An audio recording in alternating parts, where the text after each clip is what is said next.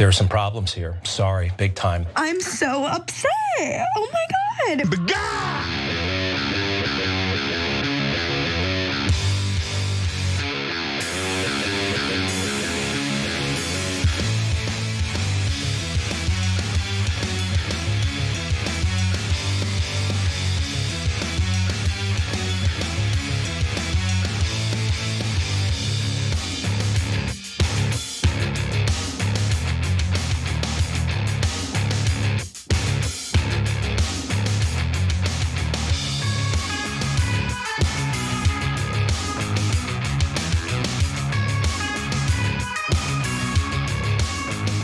Welcome to the Young Turks, Jake Huger, Anna Kasparian, Bassem Youssef.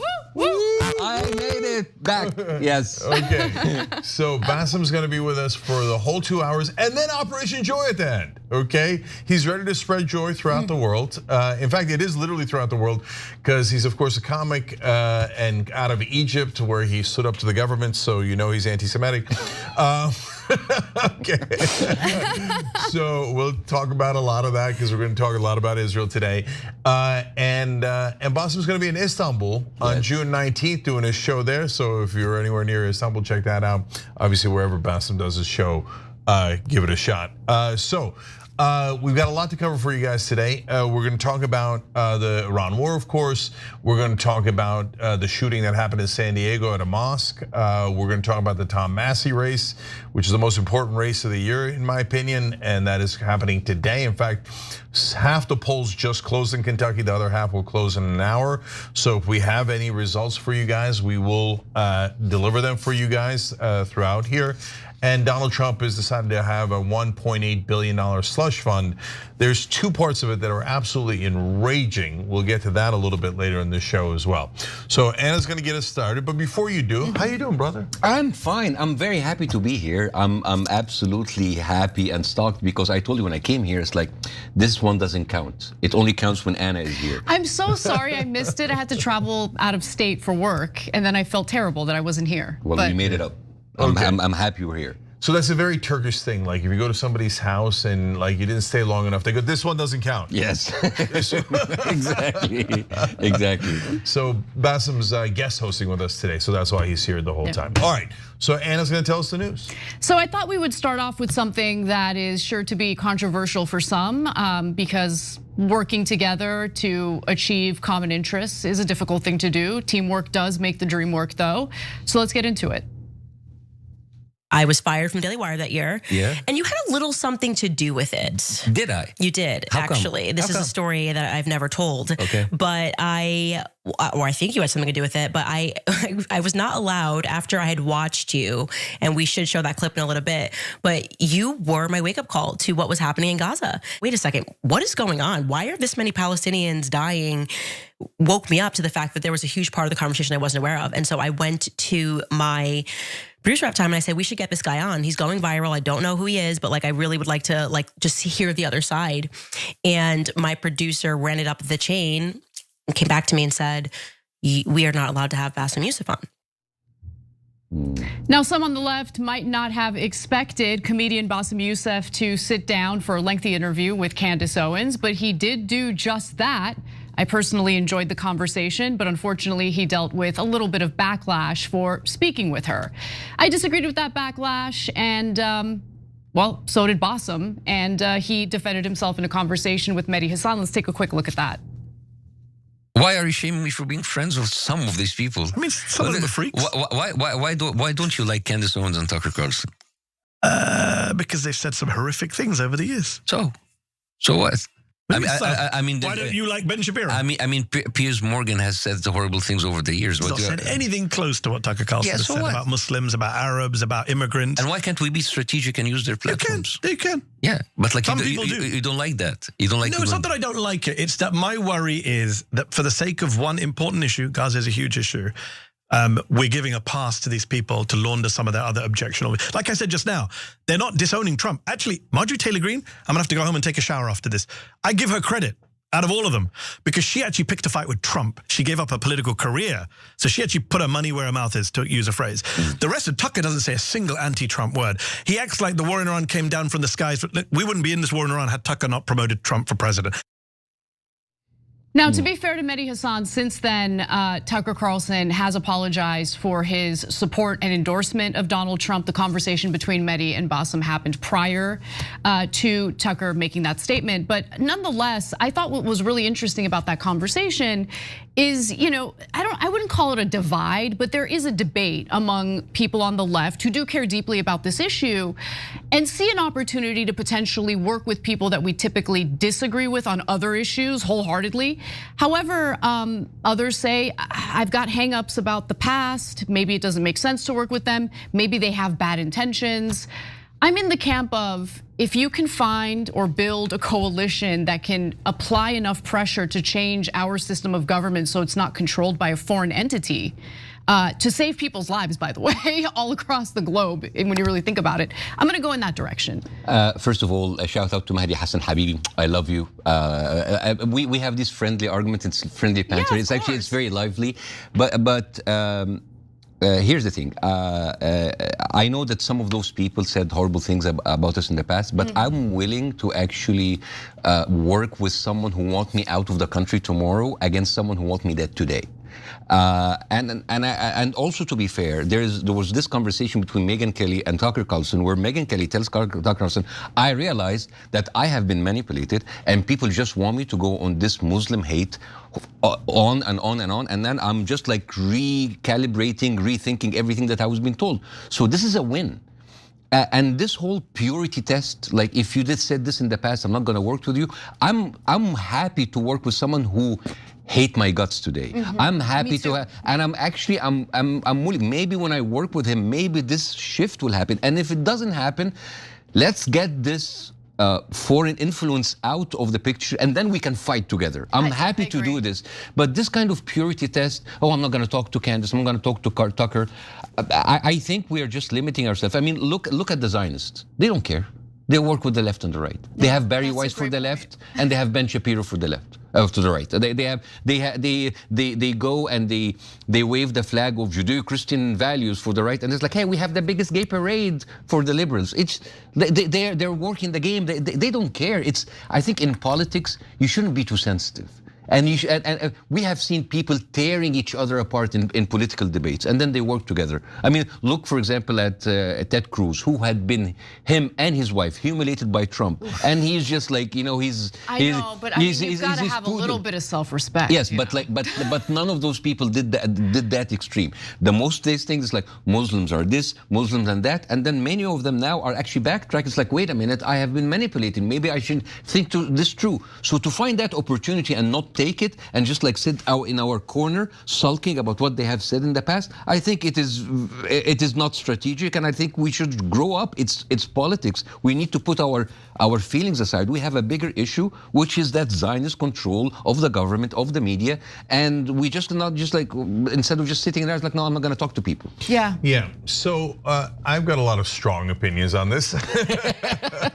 And I'm on the exact opposite end of that spectrum as Mehdi is. And by the way, look, there's an example. So I massively disagree with Mehdi and AOC on that issue. And I'm still friends with Mehdi. I don't have to hate him just because we disagree on an issue. Yeah. Okay, or we disagree on many issues. So what? I think the concerns he raises are totally valid, right?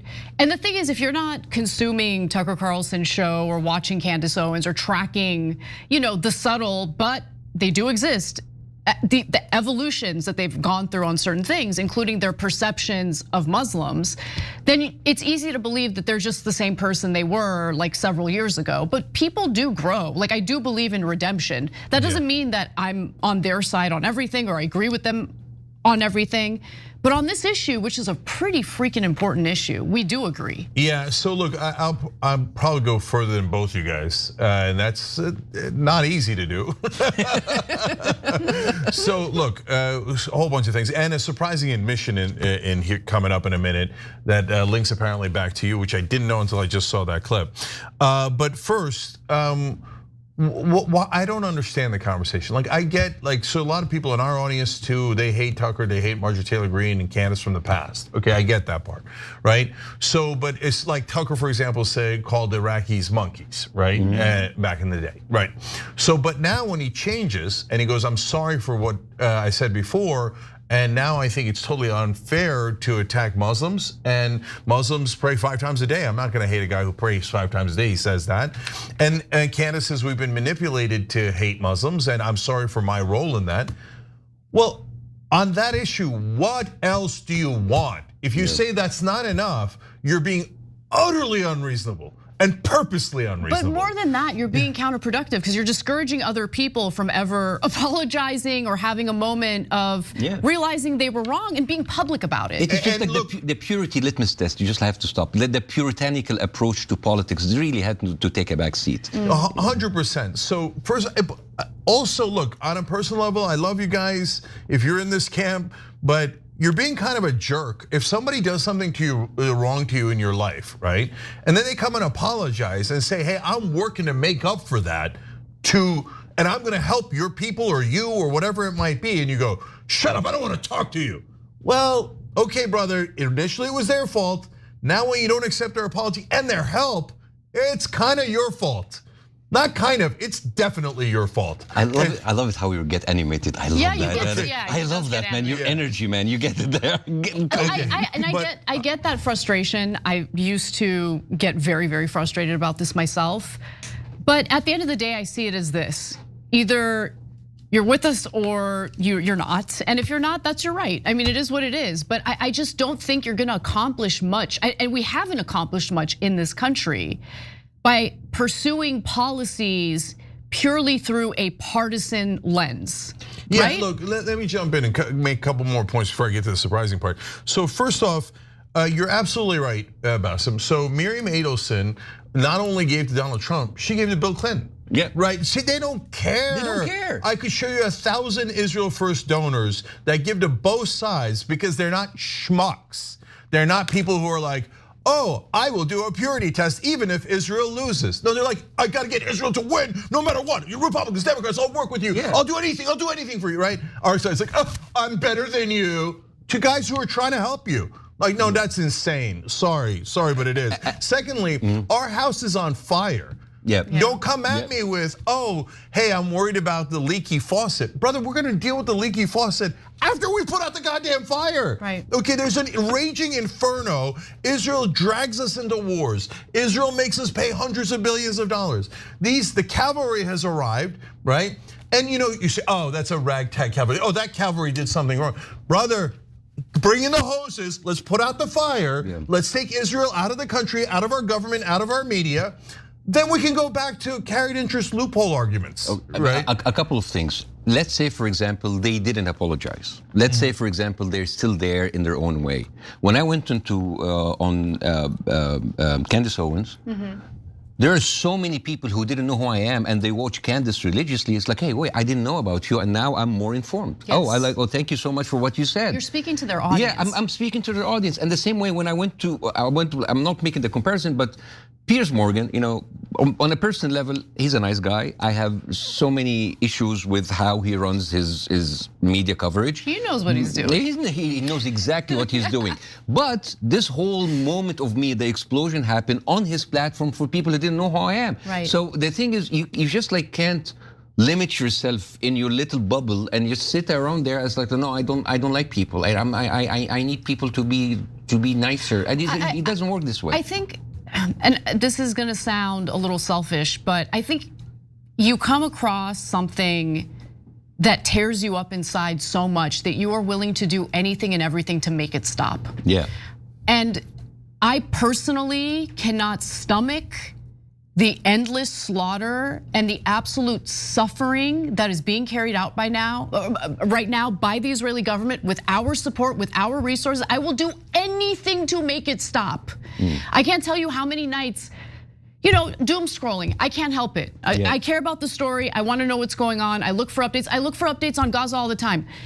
Netanyahu just bragged about taking over more territory in the Gaza Strip. He bragged about it. Now, if I talk about it on the show the way that I am now with this tone, you're an anti-Semite. Okay, but the Prime Minister of Israel is bragging about taking over more Palestinian territory in Gaza. Okay, I will do anything to make it stop. Anything. Yeah. And if that means working with someone who doesn't believe in my reproductive rights, as Tucker Carlson does not believe in my reproductive rights, that's fine. I can fight him on that issue later. But right now, I want Israel's control of our government out, and I want to stop supporting Israel. I want to decouple. And I want to stop paying for it. 100%. 100%. I mean, forget the atrocities. Consider me as a white American who doesn't care what's happening outside it. This is coming out of my paycheck.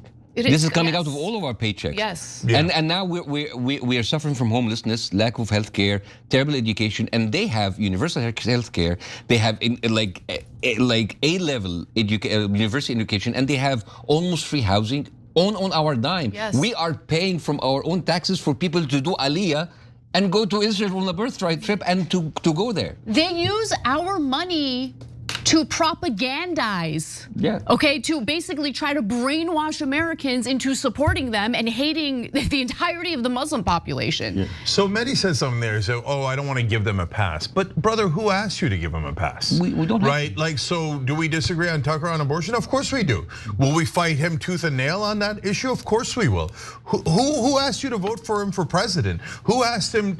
We're not the Pope. We can't say, I now absolve you of all your sins, right? That's not how it works. But so the AOC thing pissed me off more, to be honest, because she's kind of saying like she rejected Marjorie Taylor Greene's help on the war. First of all, I don't know what that means. So can I just let me finish this? Go ahead. Because who are you to reject that help? Like, who asked you? And who are you to speak on behalf of all of us? So there's a giant anti-war movement who's thrilled with MTG's help, right? Whether we agree or disagree with her on other issues. So, but on top of that, I was born Muslim. I obviously greatly empathize, my family's Muslim. So you're gonna reject help for Muslims on our behalf? No, you're not. No, you're not. You don't speak for Muslims. And you don't get to reject allies for us on our behalf and go, no, I declare you anti-Semitic, so I will reject you. Well, okay, you reject them in a closet, okay, in a corner, but you're not rejecting them on my behalf or on any Muslim America's behalf or on the Palestinians' behalf. So check yourself, because she's always talking about like how she stands up for marginalized communities. Bassem, I feel like we're kind of a marginalized community, to say the least. We are, and the thing is, AOC. I'm sorry that you were going to say something. No, I forgot. AOC reminds me with a long history of how Democrats give us lip service and then they do nothing. Like so like AOC, like, oh, well, we are against this. Like, but you have voted to give defensive weapon to Israel. Right. Same way with Obama, which is a huge disappointment, huge letdown. I was like a big Obama supporter, but now they're just like at least the Republicans are honest. At least. I'm not saying that that's a good thing. But there's one other thing about Republicans that I just need to say, and people are gonna hate it, but it's just the truth from my personal experience, right? And it could just be anecdotes, maybe I'm wrong, maybe this isn't like a widespread thing. Whenever you're trying to accomplish something solely with the left, inevitably infighting and nonsense ensues. Okay, and then you don't accomplish anything. When the right decides they want something, and this is unfortunate when it comes to a lot of issues, including reproductive rights, but when they decide they want to accomplish something, not only do they go for it, they are singularly focused on getting it done. And I really envy that. I really envy that, because I mean, people think like, oh, what's Anna up to? She's involved in a grift. No, I've been doing this show since I was 20 years old. I'm turning 40 this year. No. And I'm sick of losing. I'm sick of losing. Yes, I know. You're not turning 29. That is. I wish. That is crazy. I'm a middle-aged woman now. No. Old lady, but it's okay. It's fine. But the point is, as you get older and you like look back at your life and what you've accomplished or haven't accomplished. I love what I've accomplished here at TYT, but when I take a step back and I look at the country, what has been my part in making this country either better or worse? And I don't know if I've made it worse. I definitely don't feel like I've made it better. And I'm trying to recalibrate and think of other strategies because I want to win. I don't care about coming on this show and being loved by everyone. I want to make the country better. It's that simple. Yeah. May I throw like a last like curveball to the conversation about who should we support and platform? And I know that this will come as a little bit unorthodox. You guys are aware with the whole thing, Dan Bilzerian and Randy Fine. How did I know you were going to say that? Yeah. Because as a matter of fact, I would love for Dan Bilzerian to go in and win it. And I would love to even platform Dan Bilzerian and interview him. And I'll tell you why. And I know that Dan Bilzerian has like a lot of stuff that we can criticize, his past hedonistic lifestyle. But wouldn't it be a sort of a poetic justice for people to choose that guy who was supposedly the least qualified for Congress, just to tell people to AIPAC, we would choose anybody other than you, because that's what they did with Trump. They hated the left so bad. It's like, you know what? We're gonna get that guy, that convicted felon, and we would choose him over anybody. At least Dan Bilzerian is honest about what he did. At least he's just like he knows what he did, and he said like, this is behind me, and I'm not hiding it. Other than the people in Congress who hide, at least Dan Bilzerian was not on Epstein Island. So I'll tell you, well, yeah. That's why I say, by the way, vote for all Muslims running, because at least you know they're not going to support Israel. They're not going to give away your money to Israel. By the way, that's working in Michigan with Abdullah al-Said now taking the lead. Because why? Everybody, the media is like, oh, he was with Hassan Piker and they don't love Israel. Everybody's like, oh, they don't love Israel? Okay, that's good. And you know what? Go to any comments on any interview that Dan Bilzerian does, and every time they say like you're anti-Semitic, everybody's like, my vote goes to Dan Bilzerian. And that is actually a qualifying quality right now to be anti-Israel. That would definitely send a message, and I see the benefit of that, right? Yeah. I mean, one can only dream of a message that strong being sent. We'll see. Okay, so two things real quick. So on Bilzerian, my only comment there is, between Randy Fine, because that's who he's running against in Florida, and Dan Bilzerian, if those are your only two choices, Dan Bilzerian is 100 times more moral. Okay, so now that's obvious because Randy Fine has said that we should murder millions of people. Bilzerian hasn't said we should kill anyone. He has said outrageous things that are not true, in my opinion, about Jewish people, etc. So I'm not saying he's moral. But in terms of who's more moral, that's not a contest. But so for any decent human being, between not only nuking 2 million people in Gaza, which Randy Fine suggested, but he talked about slowly starving them to death. You can't be any more immoral than that. But if you ask people in Washington, mainstream media reporters or politicians, 100 out of 100 will tell you that Randy Fine is better than Dan Bilzerian. And they are 100% wrong. Not because Bilzerian is a good guy, but because Randy Fine is one of the worst human beings on planet Earth. But since he's up Israel's ass, they're like, oh, well, you want to murder people as long as it's for Israel, right? So, and finally, my embarrassing confession. Okay, so. Is that a surprise? Yeah. Okay. So, look, Candace told you in that clip that we just showed you, Bassem, that she got her ideas about, wait, maybe we're wrong about Muslims from you. Okay. No, about the killing, yes, and how bad the killing was in Gaza, and it woke her up, and then she started thinking. So now, it goes from you to Candace, and here's the embarrassing part. So when Candace first said a while back, you know, I've been the victim of Israeli propaganda my whole life, and they got me to hate Muslims. Yeah. That was the first time I thought, oh, wait a minute. It was Israeli propaganda. Like, I had never thought of it because it's like, I grew up here. So when you ask a fish, how's the water? He says, what water, right? So my experience was, what Israeli propaganda? Part of the reason I despise mainstream media so much is because I believe them. They brainwashed me into believing nonsensical things like Ronald Reagan is a cowboy and he's a guy running a shining city on a hill, and Obama is great. And Obama is amazing and he's for real change, right? Et cetera, et cetera. And they have been brainwashing us by calling Muslims terrorists.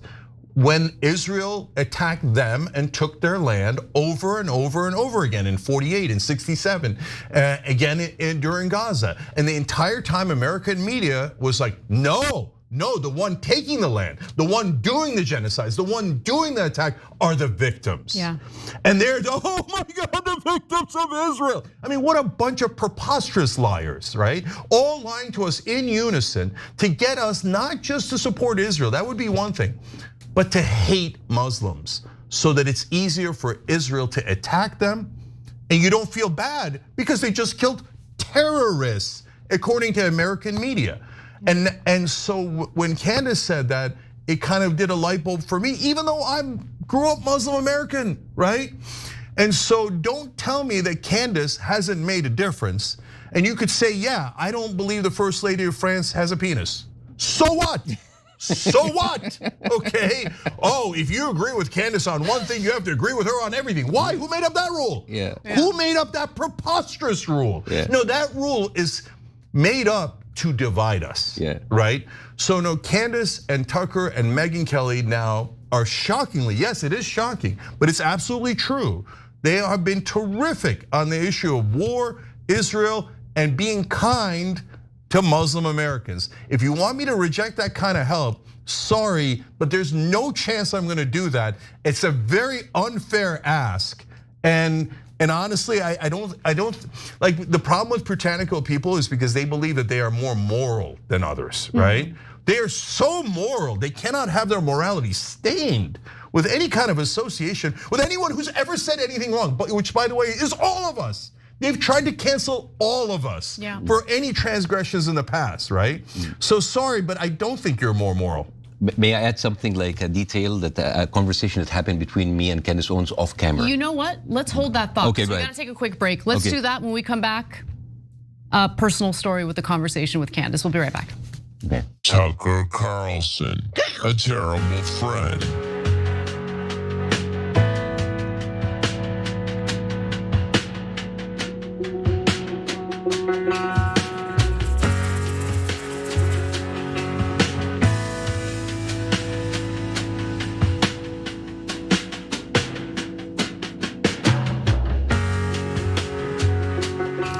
All right, so Dirge, I think slightly disagrees with us. These are members on TYT.com. Says, let's look forward, not back, right? If it's a crime, no, we look backwards, that's how it works. If it's not a crime and it's just a transgression and now they're on the right side of things, yeah, that's what I say. But if you say no, hold it against them forever, I hear you. Trump, Lori writes saying, yes, be strategic and use these people who've done a hell of a lot to destroy the system against all our lives in the past. Agree with Bassem, we need these guys to shift for the kind of vote we need for us and them. It's totally true, by the way. Wang John says, I respect Mehdi, but he's wrong on this one, and I hope he'll change his mind. If someone calls me a terrible racist slur one day and opposes the genocide on the next, I'll gladly join forces with that racist person in opposing the genocide. We can go beat the crap out of each other in the parking lot after. Yeah, I like that. He says, after we stop the genocide. My personal feelings are nowhere near as important as stopping Israel from killing innocent people, period. I just gotta add one quick thing to that. I mean, the only person I'm surprised by is Mehdi, because AOC, et cetera, are different. Because maybe because Mehdi didn't grow up here, but as a person, as a Muslim American who grew up here, if I eliminated anyone who says something bad about Muslims, I'd eliminate almost everyone in politics. So then who am I gonna work with? I'm just gonna sit there and yell into a closet? Right, it doesn't make any sense. I feel like we've done that for many, many years. Yeah. Right? Well, yeah, in a little bit. Can I add my personal story? Yeah, 1 second. We're almost out of this break. We'll be right back. Okay.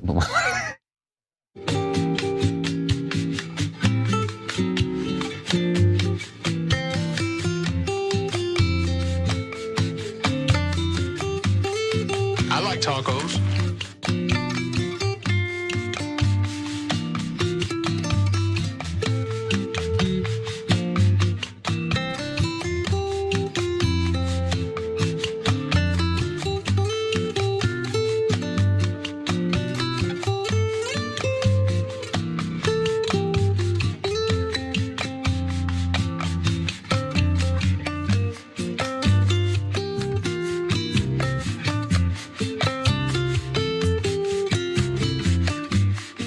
All right, back on TYT.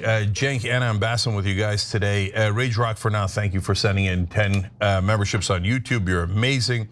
I'm gonna read 2 member comments here because they're relevant. Jessica Smith on YouTube says, is Bassem married?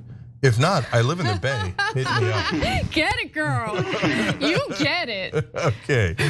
I'm gonna take that as he's married. I am married with 2 children. Oh my God. And But progressive. also, I'm a Muslim. Am I allowed 4 wives? Gotta be open-minded to Muslims. All right, and one more from TYT.com member here. Progressive veteran says, Anna, you are the reason I started listening to TYT, and I was a Republican when I was in my teens. So Wow. there you go. By the way, let's just acknowledge Megyn Kelly's journey didn't come out of nowhere. It came through conversations she had about foreign policy with Glenn Greenwald. Conversations and me, but honestly, she's had a longer relationship with Glenn Greenwald and she trusts him. And he is obviously an expert on foreign policy. So conversations with people, including those you vehemently disagree with, can move people.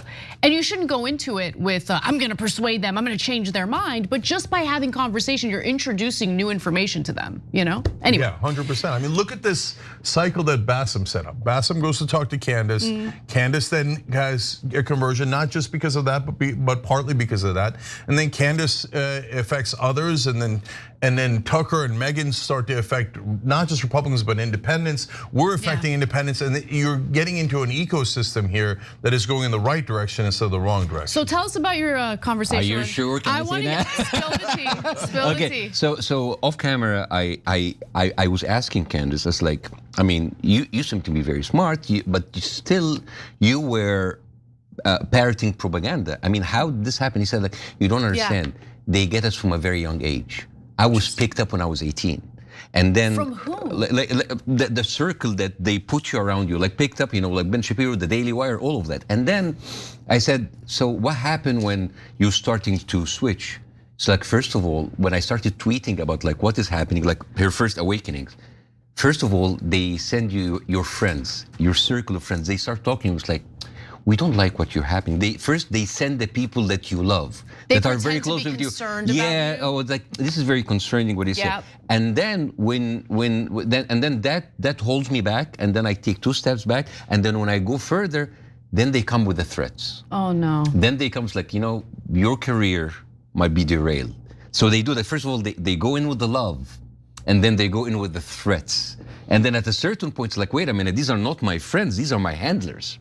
I feel like that's happening to Theo Von right now. So just recently, Rogan threw Theo Von under the bus. Like, Theo Von was on Rogan's show and just really opened up to Rogan and his audience about what he's feeling, like just this dread over the state of the world, what the government of the US is getting involved in the Middle East, AI. Like, you can tell that he's tormented by a lot of the things that we're tormented by.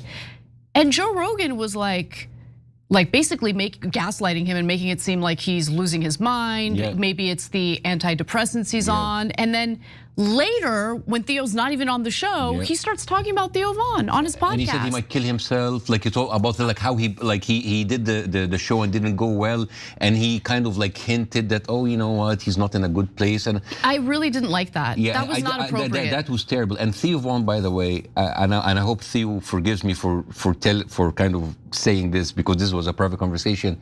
He wanted to host me. I went on Theo Von, but this took 2-3 months. Every time he said, like, I want to get you on the show, and then he would change his mind. And then I understood that he was under a lot of pressure for him not to get me on the show. Oh, wow. And he said, like, you know, there was threats about like people walking and sponsoring. And then he said, like, you know what, I don't care. It's breaking my heart. And I need to do that. And I have to say, Theo Von is one of the nicest, sweetest person ever. And his heart is in the right place, and we need to protect this guy. I agree. And he's not suicidal. He's not. None of us are suicidal, to be absolutely clear, okay? So, all right, but what? I have my cats, I need to live for them. Look, one last thing about that. If you're claiming that the supporters of Israel do not put pressure on media figures to support Israel, you're on a different planet. And it's a weird thing to claim, like, you didn't go through that. Wait, what do you mean I didn't go through that, or Bassem or Theo Von didn't go through that? Are you saying that we just made up the whole story?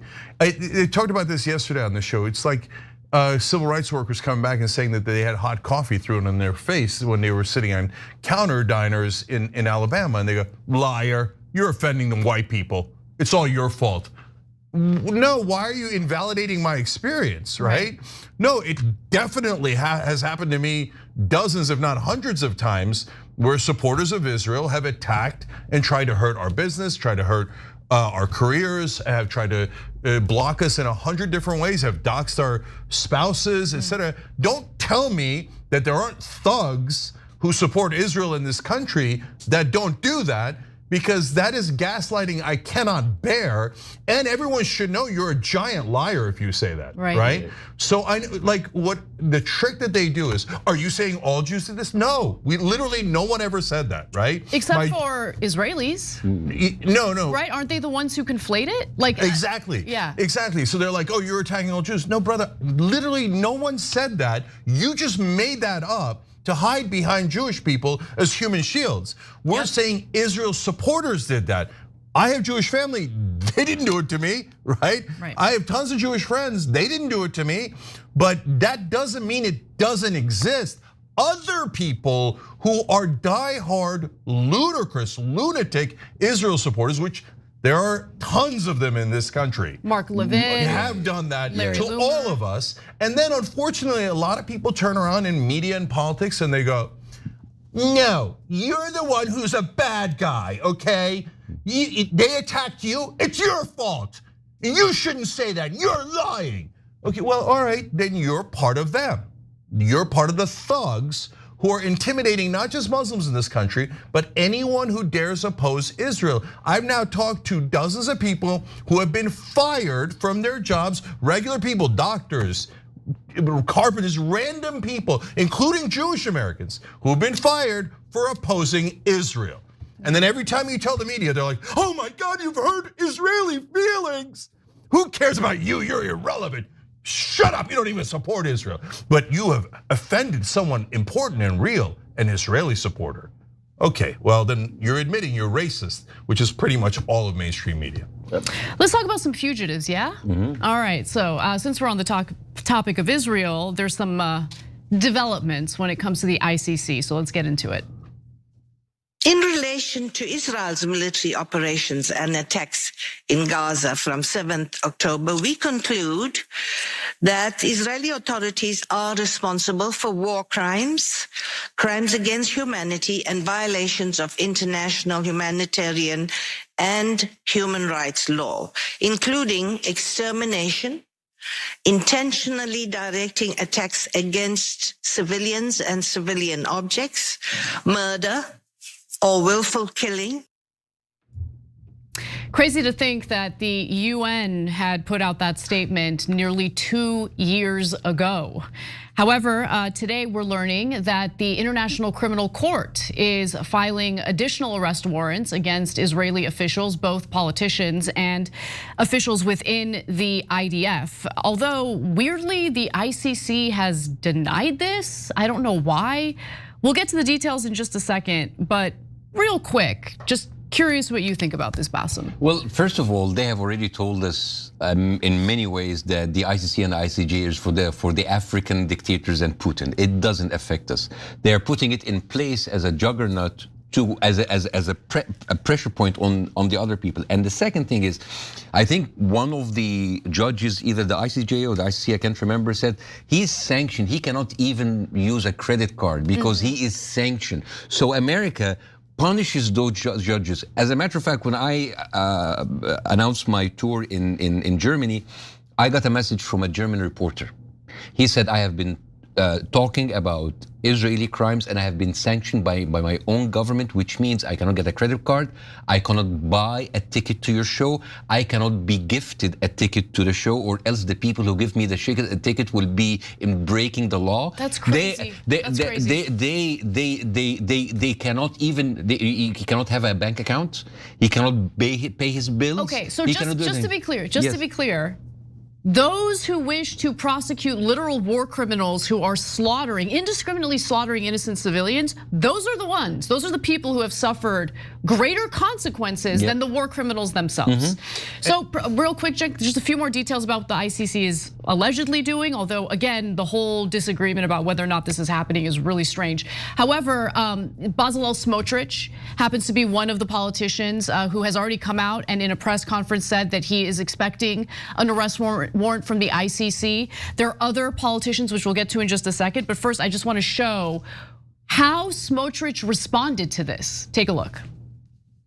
The issuance of arrest warrants against the Prime Minister is a declaration of war. The issuance of arrest warrants against the Defense Minister and Finance Minister is a declaration of war. And in the face of a declaration of war, we will respond with war. The Palestinian Authority has started a war, and it will get a war. From today onward, every economic or other target within my power to harm, under my authority as Finance Minister and as a Minister in the Defense Ministry, will be targeted.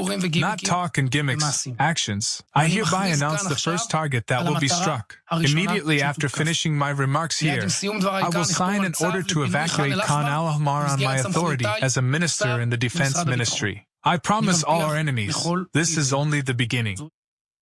They are spitting in our faces. Every day. In our faces. Every day. So the Times of Israel reported that the ICC is seeking an arrest warrant against Smotrich over his orders to demolish Palestinian villages and homes in the West Bank. Just to give you an idea, according to the B'Tselem Human Rights Organization, 59 Palestinian communities, home to more than 4,023 people in areas C and B of the West Bank, have been forcibly displaced as a result of settler violence since the war, which started on October 7th, 2023, genocide, I wouldn't say war. But nonetheless, the fact of the matter is Smotrich has been front and center in stealing land and homes from the Palestinians in the West Bank. And what he's threatening to do now is to demolish a Bedouin community in the West Bank in response to the ICC's arrest warrant. Like, how dare you put like a warrant against me? All right, I'm gonna evacuate another village. What the hell? I know. This is so insulting. It's so insulting, man. So when October 7th happened, they said, well, that was a physical violent attack. Obviously, we get to do the same, except they said we get to do 100 times more. That's not really a thing. 100 times more means you kill all the civilians and you're a genocidal freak, which is the entire Israeli cabinet. That's obvious, it's by definition, right? You murder 100 times the civilians of Hamas. If Hamas is a terrorist, you're 100 times the terrorist. But our media, who I loathe because they're the worst, most biased people on the entire planet, say no, only Muslims are terrorists. When a country with weapons of mass destruction, a nuclear weapon, Iron Dome, the best military in the Middle East, comes in and kills 100 times the civilians, the Palestinians' lives are irrelevant to us in American media. They don't count as human beings. So Smotrich is not a terrorist. In fact, when the International Criminal Court says that they should be arrested, these are people who have committed crimes against humanity, Benjamin Netanyahu, Yoav Galan, Bezalel Smotrich, our press goes, no, the whole world is anti-Semitic. No, these guys are innocent and wonderful. And the only reason why the ICC is saying anything is because the whole world is anti-Semites who are against poor Jewish people who just happen to be, not Jewish people, but the Israelis, slaughtering all of their neighbors. And stealing land. So at a bare minimum, can you point out that the cabinet ministers in Israel are terrorist thugs who are absolutely ethnically cleansing not just Gaza, but the West Bank where there was no attack and no justification? Nope. Our media is a bunch of liars and cowards who say, no, Israel's right about everything, and all of you are anti-Semites, bow to Israel. And then you go, we're objective. So the ICC is expected to issue warrants to Defense Minister Israel Katz, as I mentioned, Finance Minister Bezalel Smotrich, National Security Minister Itamar Ben-Gvir, IDF Chief of Staff Lieutenant General Eyal Zamir, and IDF Southern Command Chief Major General Yaniv Asor. And I'm wondering if maybe the reason why the ICC wants to do this in a sealed fashion and is kind of publicly denying these arrest warrants is because of the retaliation they faced as a result of, I just told you they get sanctioned. It's crazy. Can you imagine sanctioning a human being that he cannot pay the bills, cannot have a bank account, cannot use a credit card, it's all cannot the US even be does. gifted? It is crazy. So like we are used to the sanctions on a state level. But I didn't know that you can actually do that to human beings, to just individuals. Like the one of the judges, he's crying. He's like, I can't even get on a plane. I can't get on a train. I can get by a bus ticket. I don't know how these people live. I don't understand. So this is like if America said during the Nuremberg trials, how dare you prosecute the Nazis? We're gonna take the prosecutors and we're gonna sanction them and make sure they never live comfortably again. These poor Nazis that you guys are trying to put on trial, all they did was murder all these Jews. That would be horrible, right?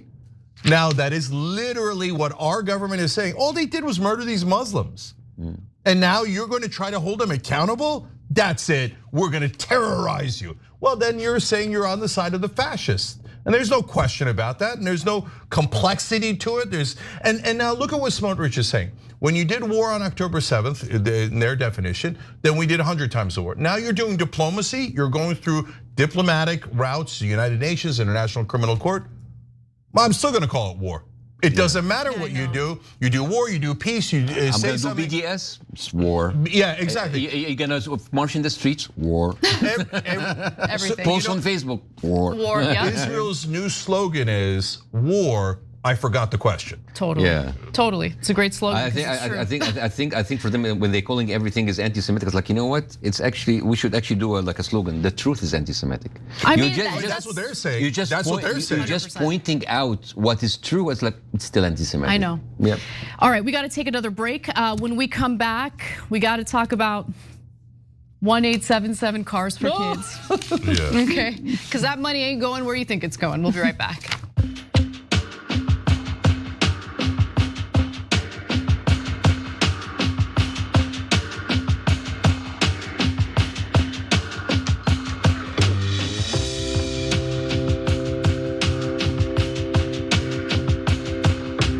All right, let's go to TYT.com members first. Lots of love for Bassem out there. First, Joseph Yakim says, wow, this is the best power panel, even though it's Tuesday, not Friday. Progressive Aussie says, excellent panel and great conversation. Love Bassem, Jen and Anna. Boomer Dragon Cat says, wow, this panel is my brain kicking on all cylinders, baby. Thank you. Wang Jun says, Randy finds a septic tank that made a wish to become a real boy. Oh my God. But halfway through, the genie said, F it. That's so funny. Then James O'Hara, as a YouTube member, writes in, Bassem is one of the strongest voices against the Israeli/USA genocide in Gaza. That's from another old guy in Scotland. Mark Francis asked a logical question. Are we winning the war in Iran? No, of course, is the answer. To be fair to mainstream media, at least they agree that we're not winning the war in Iran. Charles Hines says, love Bassem.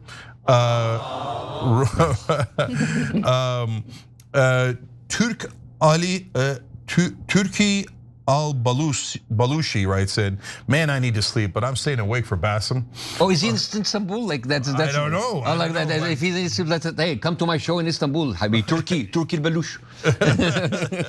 It's June 19th? Yes. June 19th in Istanbul. M. Wedgley says, I think if Massie loses a Dem will take the general. I heard that last night. Maybe. GGS Warrior says, LMAO, TYT having beers with everyone all of a sudden. I don't know that it's all of a sudden, but yes, it is a little ironic to have Muslims having beers with everyone. All right, we'll be back.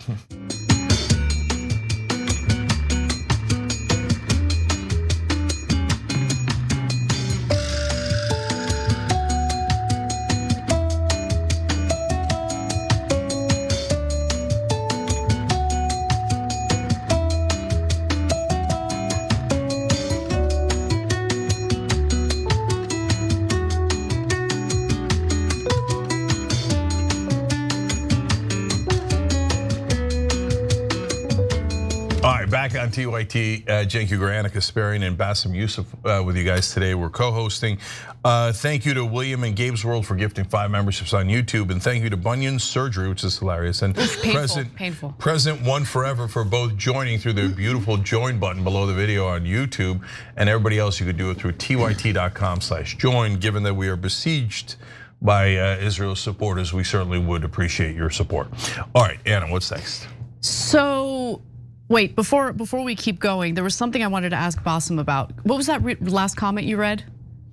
About okay, I'll having remember. a beer all of a sudden with everyone? No, it was something else. It's okay. About Randy Fine?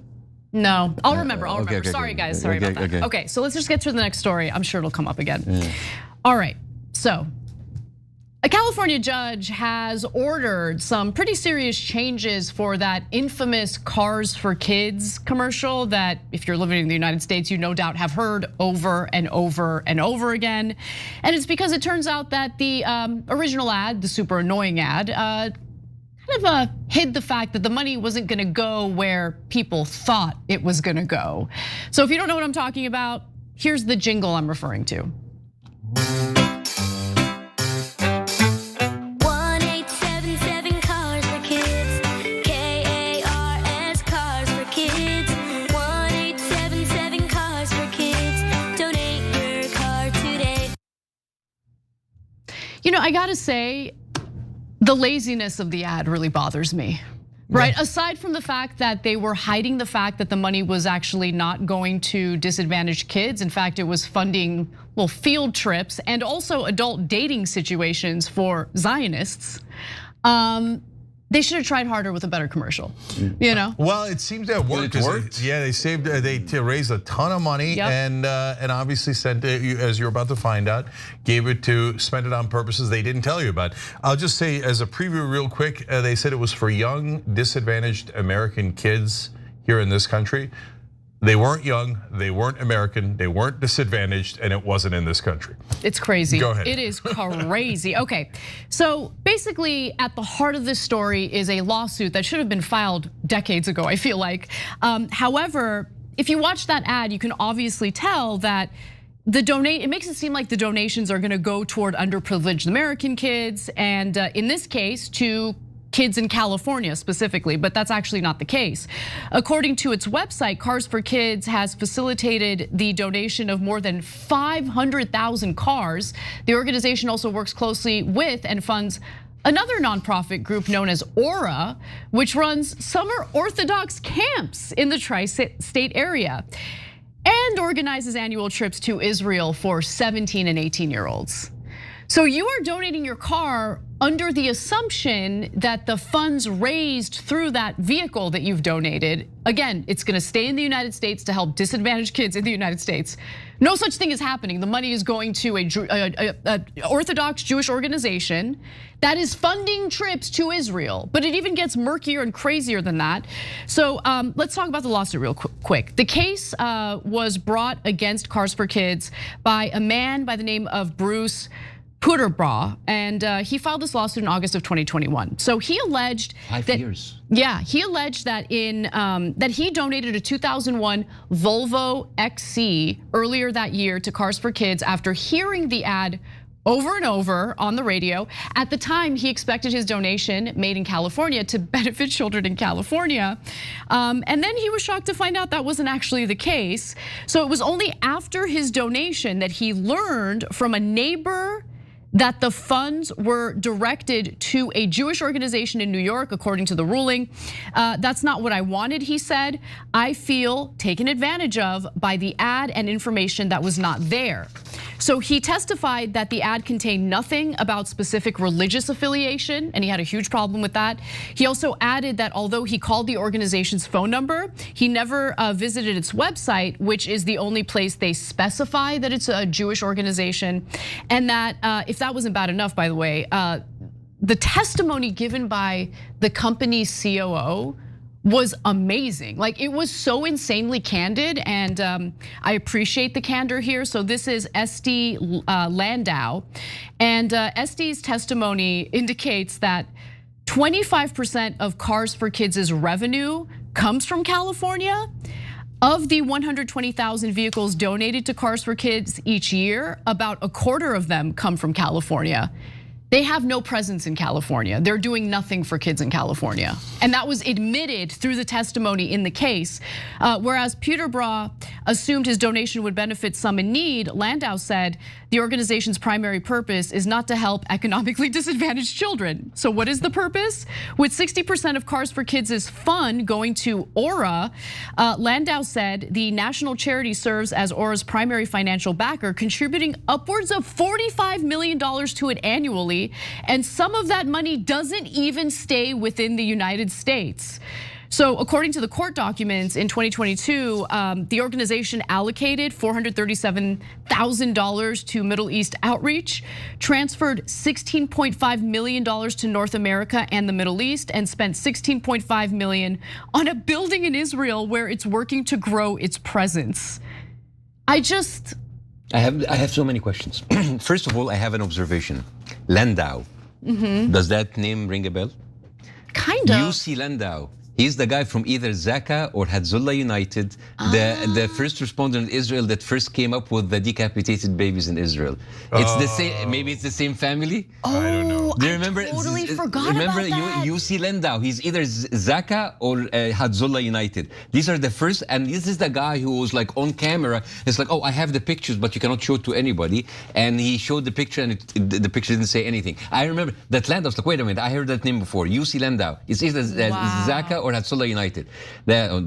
I gotta look into that. I don't know for sure. Yeah, then I'm sure. UC Landau. I remember the name. Second of all, I remember I used, before I came to America, I used to come to America as a student and pay my own thing. I remember like coming here like 20 more plus years, and I remember seeing that ad on television. I can't remember how long it was running, but I was like, this is such a stupid ad. Yeah, the jingle is the worst. Like I was a tourist. I was an Egyptian tourist. I didn't have a green card. I was just like coming here to visit. And it's been 2005 or something. It's like, wait a minute, like people donate their cars for this, and that's the most important question. This ad has been running for 20 plus years. It took a random guy who just asked his neighbor about it, and then he said, "Oh, it doesn't go." Wait a minute, where are all of the regulators? Like it just took a random. So if this guy didn't ask his neighbor, and how did this neighbor know? There's so many and what is this like a common knowledge? It's just like people are just like, oh yeah, about you. This is the car. They send it to Israel. How did it come to light, and why did it take a random guy just like, hey, I donated my Volvo of 2001, and it didn't go to where it's supposed to? Like, where are the regulators? Can I just ask, like, when is it enough? Yeah. When is it enough? How much of our money do they need? When is it enough? But by the way, I asked ChatGPT once, like how much money outside of the aid that goes to Israel is like billions of dollars just donations. It's even the donation that goes to Israel more than the $4.2 billion that we give each year. Of course, yeah. But that's, look, if people want to donate to Israel, that's their business, not my business. If you want the government to donate to Israel, then that's my business, because that's my money, right? So in terms of Cars for Kids, like to answer your question, we don't know for sure, of course, but generally speaking, what happens is if you want to regulate or hold accountable any organization connected to Israel, they'll scream bloody murder, anti-Semites, and that'll scare the living crap out of everyone, and then they get to do whatever crimes they want. And so, and if you're saying, well, that's hyperbole, well, Tom Alexandrovich came here to rape our children. He's a cybersecurity official for Israel, and we let him go. Oh, and by the way, can I say something about this? The whole thing about Nevada, this sting operation about Israel, this story was not run by a single mainstream media. It never ran on ABC, on Fox News, on MSNBC, never. It was all through podcasts, and people don't have any idea about this. And by the way, I mentioned it on Abby Phillips's show. I was on the panel. I mentioned it. It was the craziest experience I've had on any debate show or panel show. Everyone just pretended like I didn't say it, and they moved on. Yeah, you're not allowed to talk about it. And by the way, and I need to call it out, I was on Chris Hayes on ABC, and we talked, and I think I MS now. I can't remember. It was something. I can't remember. It was Chris. I was one of those things, and then I mentioned about like Israel being like behind Epstein, and it's like, and they shut me down, and they cut it, and they never played that clip. That's amazing. No, because I mean, they're giant liars. I mean, Epstein is on record in the emails, especially from Dropsite News, working with Israel on every deal. Russia with Israel, Mongolia with Israel, UAE with Israel. The cybersecurity weapons he procures for Israel. And then the mainstream media goes out and goes, I think he might be Russian. Yeah. Okay, yeah. well then you're lying on behalf of Israel. This is not an omission. This is not an accident. You're doing it on purpose, and it's weird. So back to Cars for Kids. So they say, oh, we're basically implying that they're gonna give it to 8 to 10-year-olds here in America. I mean, look, first, it's not even a $16 million building in Israel. I mean, what an outrageous lie to pretend. I think they're building it still for the kids. Oh yeah, it's for the American I'm sorry, kids. that's a bad joke. They're doing it for the kids, like to bring in the kids. No. By the way, that ad still plays. I saw someone, like a user on X or on Threads, can't remember. He's like actually filming it from his series, like, this ad is still playing on television. Wow. Because I guarantee you that if you go state by state, there'll be somebody who works for Israel, a thug or a bought politician who will say, you're an anti-Semite, shut up, leave them alone. Who cares if they're lying and brazenly robbing Americans, thinking that they're helping young little kids. If you had a real ad, it would say, cars for Orthodox Jewish teenagers who want to hook up in Israel and get propaganda from Israel. But you don't do that. Instead, you pretend it's for us. And then you use your disgustingly corrupt politicians here in America to let you get away with this robbery. May I ask a question? Was this Cars for Kids thing, was it run by any mainstream media outlet?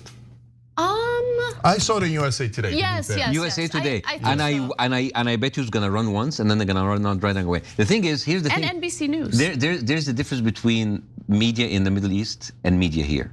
The media is like, hey, we do the news, but then they're gonna bury it. They're gonna bury it in line 286 in the article. They're gonna play it once on television. They're not gonna like pressure on it, but then the rest of it, Israel, Arabs are terrorists. It is like this is the thing. It's like, hey, we don't hide the news, yes, but you bury it. Yeah, that's very true. Okay, I got to make one quick clarification. I'm blind, so I misread one of the graphics. So when I said that the organization Aura allocated $437,000 to the Middle East outreach, transferred $16.5 million to North Africa, not North America, North Africa and the Middle East. So I just want to make that clarification. And a different $16.5 million to Israel. Yeah. So hey, look, it's not just Israel, it's also going to Orthodox Jews in North Africa. Just like the ad said, right? Thanks, God. This is cars for North African Orthodox Jews. No.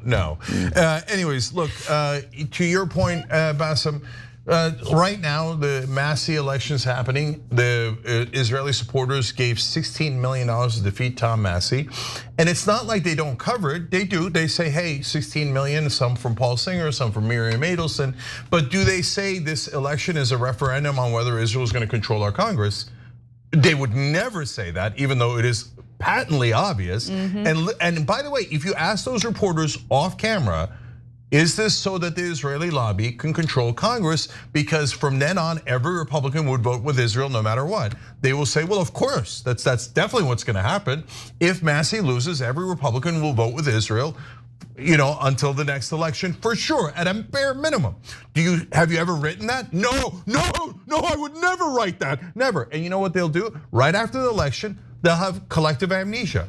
And the next time a funding bill comes up for Israel, or a funding bill comes up for a war that Israel wants, they'll be like, no, Israel doesn't control Congress at all. It has nothing to do with it. It's anti-Semitic. Everybody's an anti-Semite. A whole country's an anti-Semite. The problem isn't with liars. The problem, like Cars for Kids or Israel as a country doing this genocide, etc. The problem was with anyone accurately reporting it. So as Bassem was saying, their mainstream media, we're not saying it, mainstream media seems to be saying collectively the truth is anti-Semitic. Yes, they're Zionist owned. We need to stop being surprised by it. They're Zionist owned and they will toe the Zionist line. That is what will happen. One more thing. You're being lied to and your money is being sent to Israel instead of poor children in the United States. Good, that's what we want. Okay. You know how they shame Middle Eastern countries, like you have state-run media. Here we have state-run media, but it's for a different state. Yeah, it's a different state. For a different state. It's ridiculous. Oh my God, the North Koreans have to be thinking, they're so embarrassed. They're like, now that's propaganda. in America where they get you to believe that the warmongering terrorists are the victims doing self-defense and the people who are being occupied, oppressed, and slaughtered are the terrorists. Yeah. The North Koreans are like, wow, hats off, man. Yeah. Nice job. So when we come back for the second hour, we'll talk about the latest updates from the mosque shooting that happened in San Diego yesterday. We do have some clarity on the suspects and the number of people killed, so stick around, we'll be right back.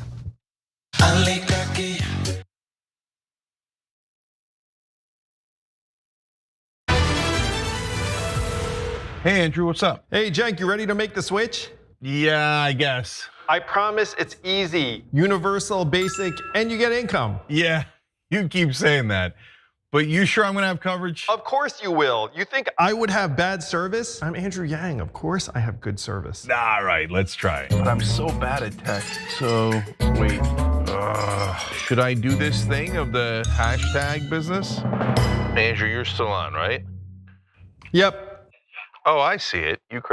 No, wait, I don't see. Oh, yeah, I do see it. Here we go. I actually did not realize that you'd be searching in real time, but I love it. How much do people actually normally say? Yeah, the average American is gonna save between $500 and $1,000 a year on Noble. Yeah, no. You know what I'm gonna do, Andrew? Are you ready to become a Noble member? The two buttons are do it and go back. There's no going back, we're doing it. We're doing it! Here we go, Noble Mobile. Oh my gosh, I just called you and are you now on Noble and not Verizon? Why didn't you tell me it was gonna be super easy? I know, man. Now you just stay away from your phone and watch the money roll in. I can do that. Here you go, phone, yeah. What the f? Cenk, you still there? Andrew? Oh, well, at least I got Noble Mobile. It was really just one take. The whole thing is wild. It's in my shoes. It's in my shoes. Hi, I'm Brett Ehrlich with breaking news with Brett Ehrlich. This is breaking news with Brett Ehrlich. Hi, Brett Ehrlich here. According to EPA head Scott Pruitt, climate change is not happening. He cited a meme on Facebook he saw. When pressed to back up this source, he said it must be accurate because the watermark said it was made by a scientist. So, your move, Truth.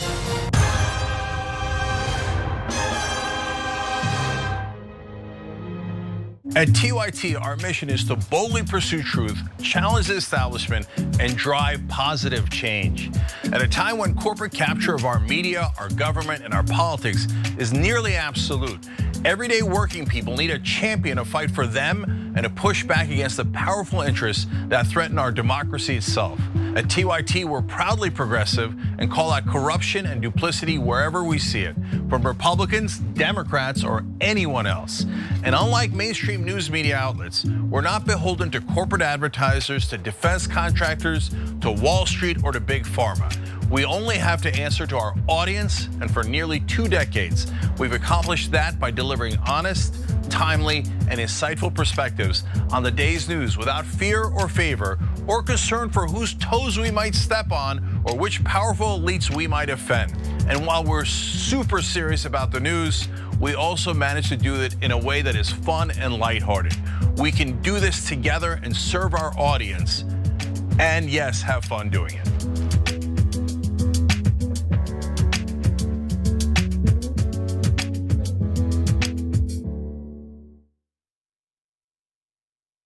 You are the media revolution. You are much needed. TYT, TYT. The place is like 95% TYT on.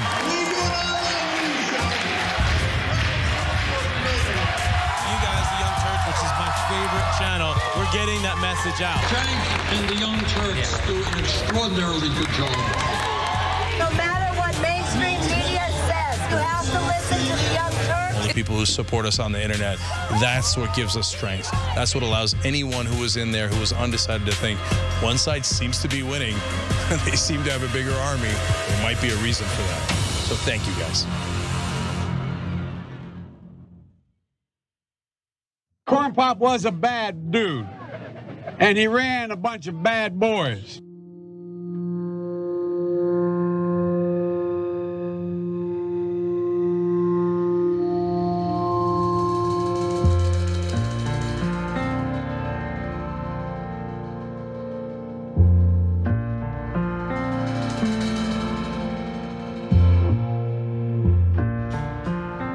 Back on the Young Turks, Cenk Ugrana Kasparian and Bassem Youssef with you guys today. So we've got a lot more news for you. And then at the top of the hour at 8 o'clock Eastern, we're gonna do our usual Operation Joy, and Bassem's gonna stay for that. So get ready to spread joy in the world, okay? What happens in Operation Joy? I have no idea. Well, you're gonna find out. I mean, you're a doctor, so you'd be good at an operation. Not anymore. I can call 911 if you have something. So remember, I forgot that I was gonna say something or ask you something. I was just gonna mention to the audience, for anyone who's not familiar with Bassem, he had like a full-blown career as a heart surgeon. Yeah, 20 years. That's so crazy and cool. I think that's super cool. Yeah, it tells you how much I hated it. That I left it after all of that time. That parental pressure to do a career that you don't actually want to do is real. Yeah, they always say, like, you know, it's like, why did you be a doctor? So like, well, in the Middle East, you're allowed to be one of three things: a doctor, an engineer, or a disappointment. So I just did the doctor thing. Yeah, well, I was a lawyer for 7 months, so I don't know who hated their profession more, me or you. But yeah, for sure. And Lady AF, thank you for gifting 5 memberships. All right, what's up? All right, well, we've got some more news to get to. Unfortunately, this one is very depressing, so let's just get to it. Thank you. Direct result of your leadership! Your leadership! Our Muslim brothers and sisters have been talking to you for how long? You have to listen to them, Todd. Just like you did with ICE. You were rolled in ICE. You were rolled in science propaganda. And you'll keep doing it as long as it lines your pockets, won't it? Show something! I love the sign language woman. Oh my God, that's like know, you. Right? That's you is amazing. So if you guys are wondering what that was San Diego's extremely pro-Israel mayor, Todd Gloria, essentially getting an earful from a constituent following the fatal shooting of 3 people at a mosque in San Diego on Monday. 3 men were fatally shot at the Islamic Center of San Diego on Monday morning specifically, and we do have some details about the suspects. 2 teenage suspects were found dead nearby shortly after with self-inflicted gunshot wounds. So this story is still developing, and we should be careful with it. You know, there's rumors flying around, but we got to stick to the facts, and this is what we know so far. According to San Diego Police Chief Scott Wall, one of the victims was a security guard by the name of Amin Abdullah, who was pivotal in preventing more bloodshed. He's the father of 8 kids. So 8 kids were robbed of a father through this horrible, tragic act. The other 2 victims were identified as Mansour Kazia and Nader Awad. Another person was also shot several blocks away from the mosque, but was not hit by any bullets. Okay, so here's what we know about the suspects. The attackers' motive was not immediately clear. And Wall said that they had made no known threat to the mosque, but he said hate rhetoric was involved, and investigators are treating the shooting as a hate crime. One of the suspects took a firearm from their parents' home and left a suicide note that contained writings about racial pride. Multiple law enforcement officials briefed on the latest told CNN. Additionally, hate speech was scrawled on one of the weapons that was used in the shooting, the official said. So it's unclear what the specifics of the hate language, happened to be. We don't know that yet, but one of the suspects has been identified as a 17-year-old by the name of Kane Clark, and Kane's mother actually warned police about her son hours prior to this shooting taking place. The police received a call this morning about a runaway juvenile from the mother of one of the shooting suspects. The woman believed that her son was suicidal and said that several of her weapons and her vehicle were missing. She said that her son left with a companion and that they were both dressed in camouflaged clothing. So this led investigators to believe that the teens may be a threat to others, and according to Wall, triggered a larger threat assessment picture, whatever that means. Obviously, it wasn't enough to prevent this shooting from taking place. Wall made it clear that there was no specific threat, especially no specific threat to the Islamic Center. It was just general hate kind of speech that I think covered a wide gamut.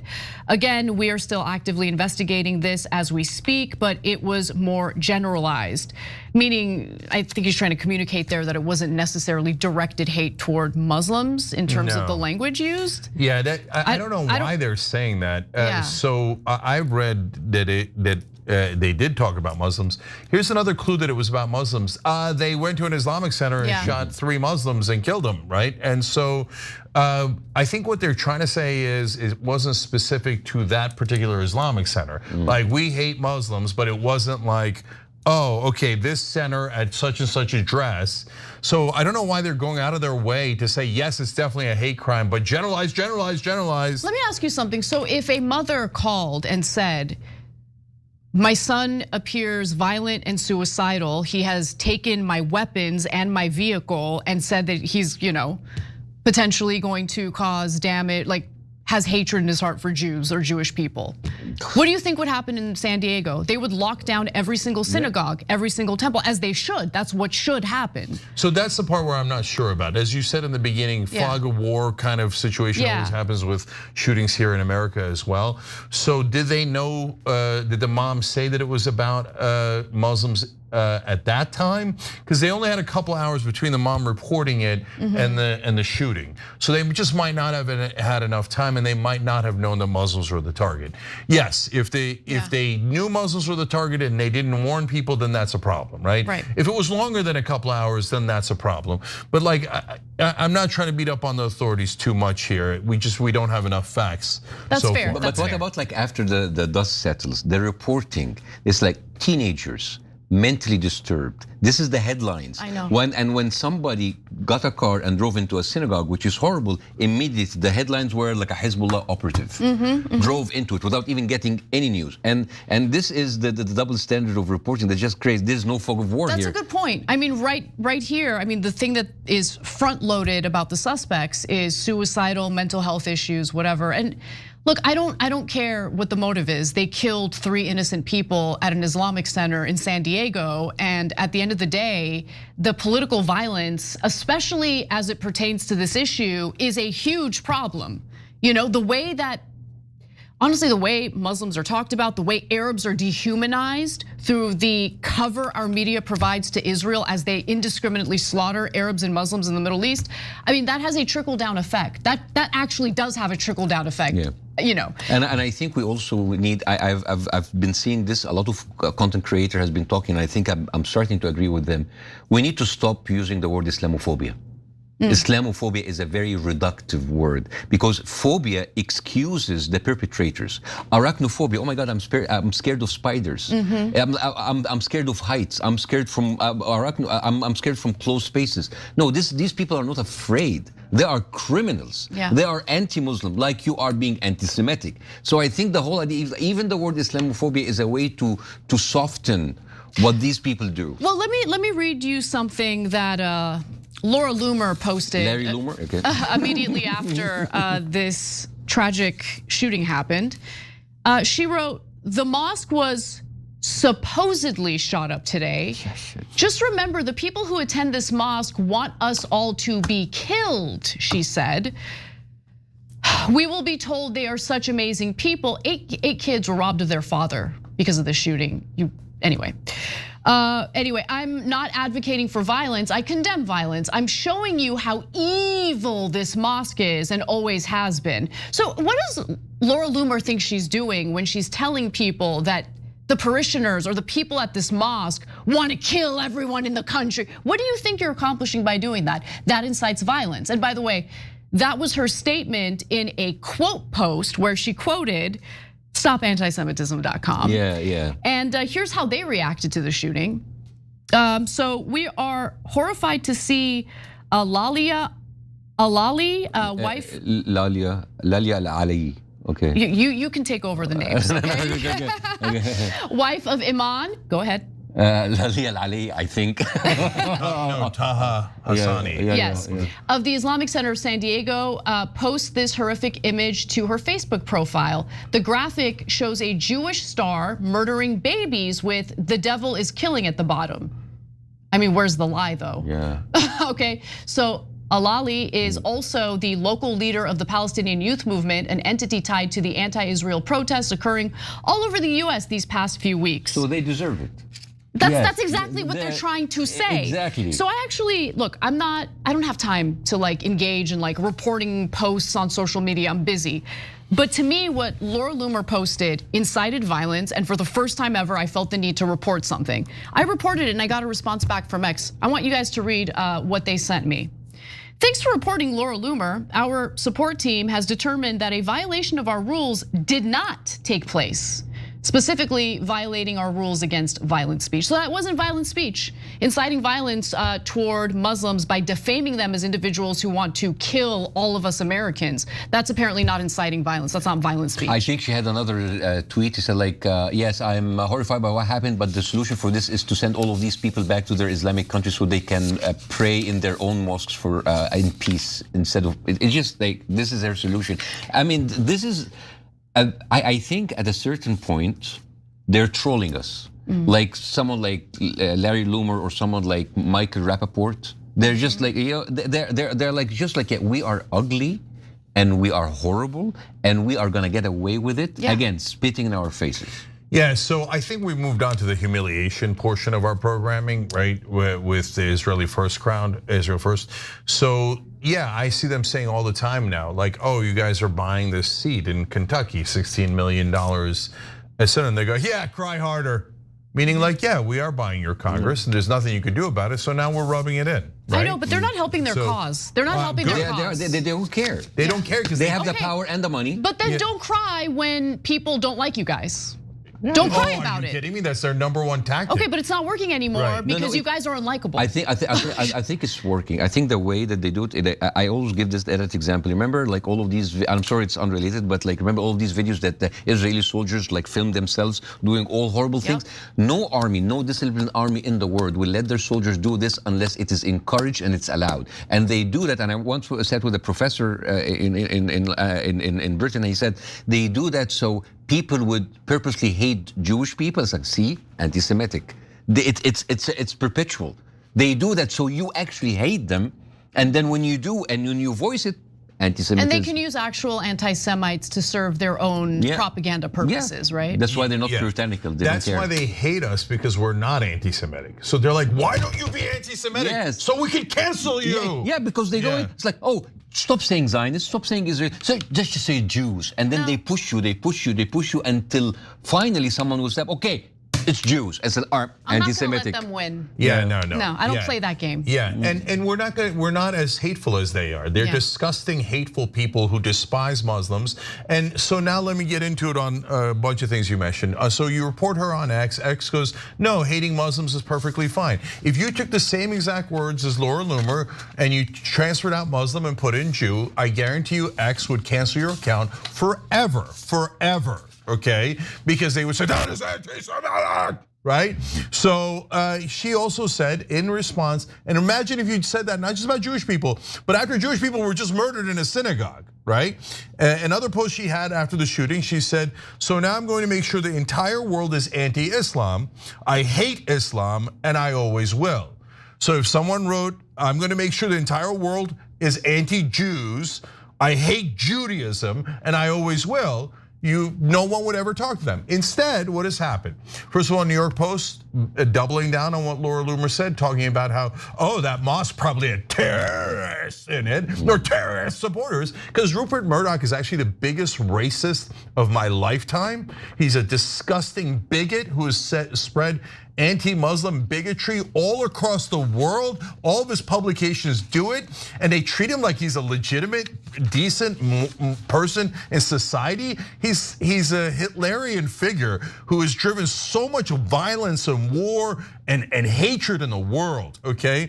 And so then on top of that, New York Times, they just did a piece on Laura Loomer last week. they did not mention a single anti-Muslim thing she's ever said. They made her seem like a perfectly innocent, wonderful person raising money for a cause. It was almost like a giant ad in the form of a New York Times article for her cause. Her cause was to raise money to attack Muslims. And so New York Times is like, bravo, bravo, way to attack the Muslims, anti-Semite, anti-Semite. Yeah, shut up, okay? You disgusting pigs who work at the New York Times. Now you say, well, you're not allowed to say that about me. Yes, well, what'd you say about me? So Laura Loomer is not anti-Muslim according to the New York Times, but when they wrote a piece about me when I was running for Congress, they called me anti-Muslim. What? They called you anti-Muslim? They called me anti-Muslim. What did you do to get Because to you know why? Because they took an out of context joke about both fundamentalist Muslims and Orthodox Jews. It was just a joke and it's clear and everybody laughs. And they're like, good enough, we're smearing him, right? So let's say he's anti-Muslim. Don't mention that he grew up Muslim or his family's Muslim. And then we'll call him an anti-Semite and then we'll call him this and we'll call him that. So because if you're an outsider and you do not agree with the powerful, the New York Times will try to destroy you. But if you're a sick, disgusting bigot who's in favor of Israel, the New York Times will celebrate you. If you're Hassan Piker and you said something slightly off, the entire national media will talk about you for months and months. Oh, Hassan Piker, disgusting anti-Semite, and then they'll make up stuff for it. Laura Loomer says, I hate all Muslims, and I like when they're murdered. And stop antisemitism.com. So when Muslims are murdered, start talking about smearing them. Oh, they had it coming. Look at these Muslims, they're terrible, right? And New York Times is like, bravo, bravo. And Jake Tapper was like, oh, look at the anti-Semites. Stop antisemitism.com. Oh my God, everyone in the world is an anti-Semite. Oh, Muslims are killed, who cares? Who cares? Oh, Laura Loomer, bravo. Right, New York Times? Right, New York Post? There's absolutely no question about it. You could go and look at that article, that filthy crap that you wrote about Laura Loomer, whitewash, helping her fundraise against us, against Muslim Americans, and then you pretend you're objective. Hold on, not just Muslim Americans. Helping her fundraise against Americans who are critical of Israel's slaughter of women, children, and innocent civilians in Gaza, the West Bank, Lebanon, Syria. I mean, the list goes on and on. You have to stop being surprised by this, okay? Yeah. We have to stop pretending as if this is shocking. It's not shocking. The only thing that has been shocking to me about the New York Times lately is that they ran the Nick Kristof Israelis raping Palestinians story. Yeah, but this is what they do. They throw you a little bit. A little release valve. They do like a breadcrumbs to say, oh, we're still objective. We're still objective, and then I was like, oh, we talk about, and then they flood you with the other side of news. It's just, oh, we said that. We put it in line number 255. In the opinion, columns, thing. Yeah. No, so that one is actually a little bit nuanced because their opinion section is different than their news section. Their opinion section checked the facts over and over and over. It was sure, and they published it. So credit to their opinion section. Now this is what set me off yesterday. So Dylan Byers at Puck reported that the news section of the New York Times was livid at Kristof and the opinion section. And they said, this is so embarrassing to us. Why is it embarrassing? Was it wrong? No, they acknowledge it is factually correct. And the New York Times quadruple checked it, because if it's about Israel, you have to check it 200 times. If you want to smear a Muslim, do it, who cares? No one cares at all. They'll give you a raise to do it, right? But they quadruple checked it over and over again. And the news section of the New York Times was like, how dare they? They wrote something against our beloved Israel. The opinion section should be canceled. Because there are no political reporters, there are no international reporters at the New York Times. They're all work for Israel. They're propagandists. They're ex-IDFs, ex-Mossad, ex-Shin Bet, ex-Unit 180. They are Israelis with their children in the IDF. Have they considered that maybe they're the embarrassing ones? Of course, and why the word embarrassing was super interesting because they should be embarrassed. The news section is supposed to report the news, but they, instead of reporting the news, they bury the news on behalf of Israel. So when someone at their paper actually does real news, they're like, oh, that is embarrassing, right? And so guys, look, I'll tell you a story that I've never said before. It's from behind the scenes, so I won't say which major publication. But I talked to somebody from a major publication that said that one of the issues is, even if you go to ask the reporters, senior reporters at the paper or magazine, to report on what's actually happening in Israel. They say no, and because they've been supporting Israel their whole career, and they flat out refuse to write it. So I say, well, why don't you fire them? The union. The union comes in and goes, they have seniority. If you're gonna fire anyone, in that particular case, you have to fire the junior reporters who are getting it right. But you have to protect the senior reporters who are lying on purpose and literally tell you, I will not write facts in this paper if it criticizes Israel. So that literally happens in newsrooms in America. So, and to your guys' point in the beginning, think about it. If it was 2 Muslim kids who went and shot a synagogue or a church, right?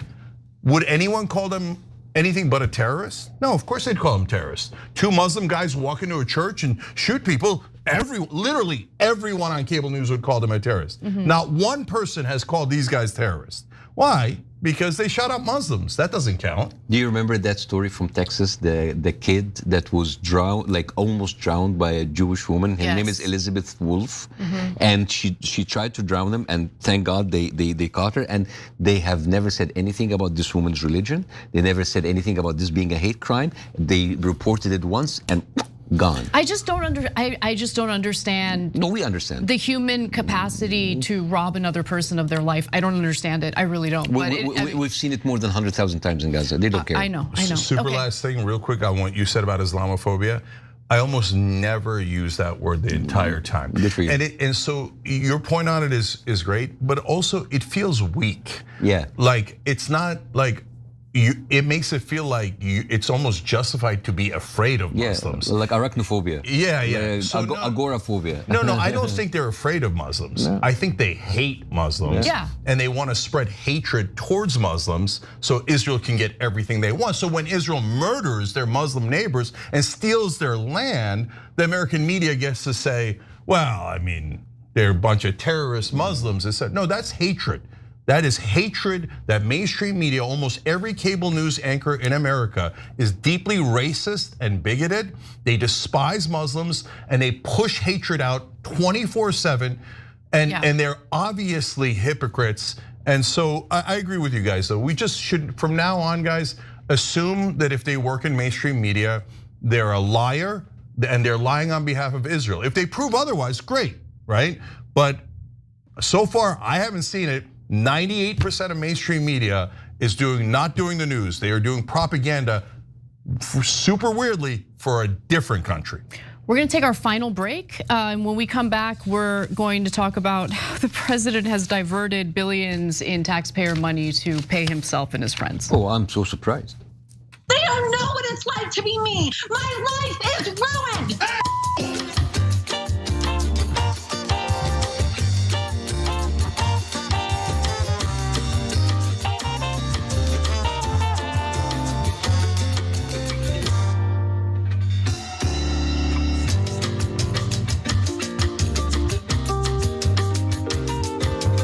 Let's go to Super Chat.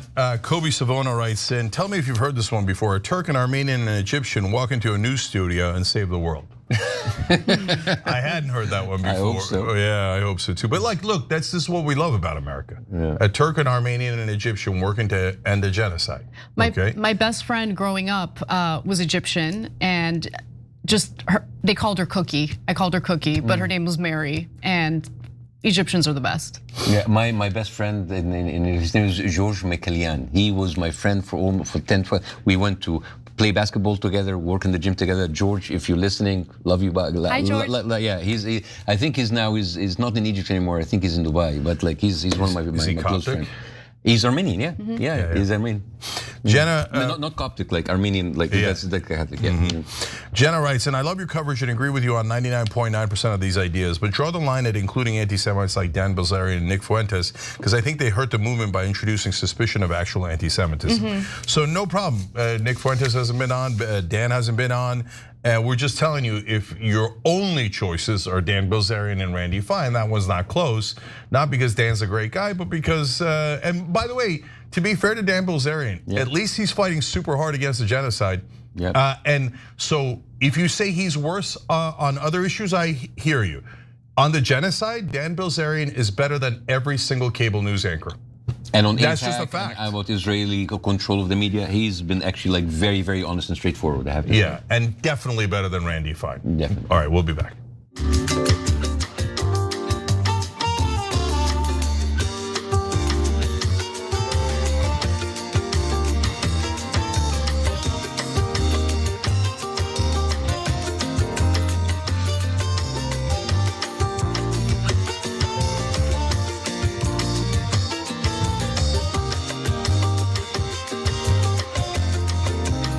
This guy, Hassan Piker.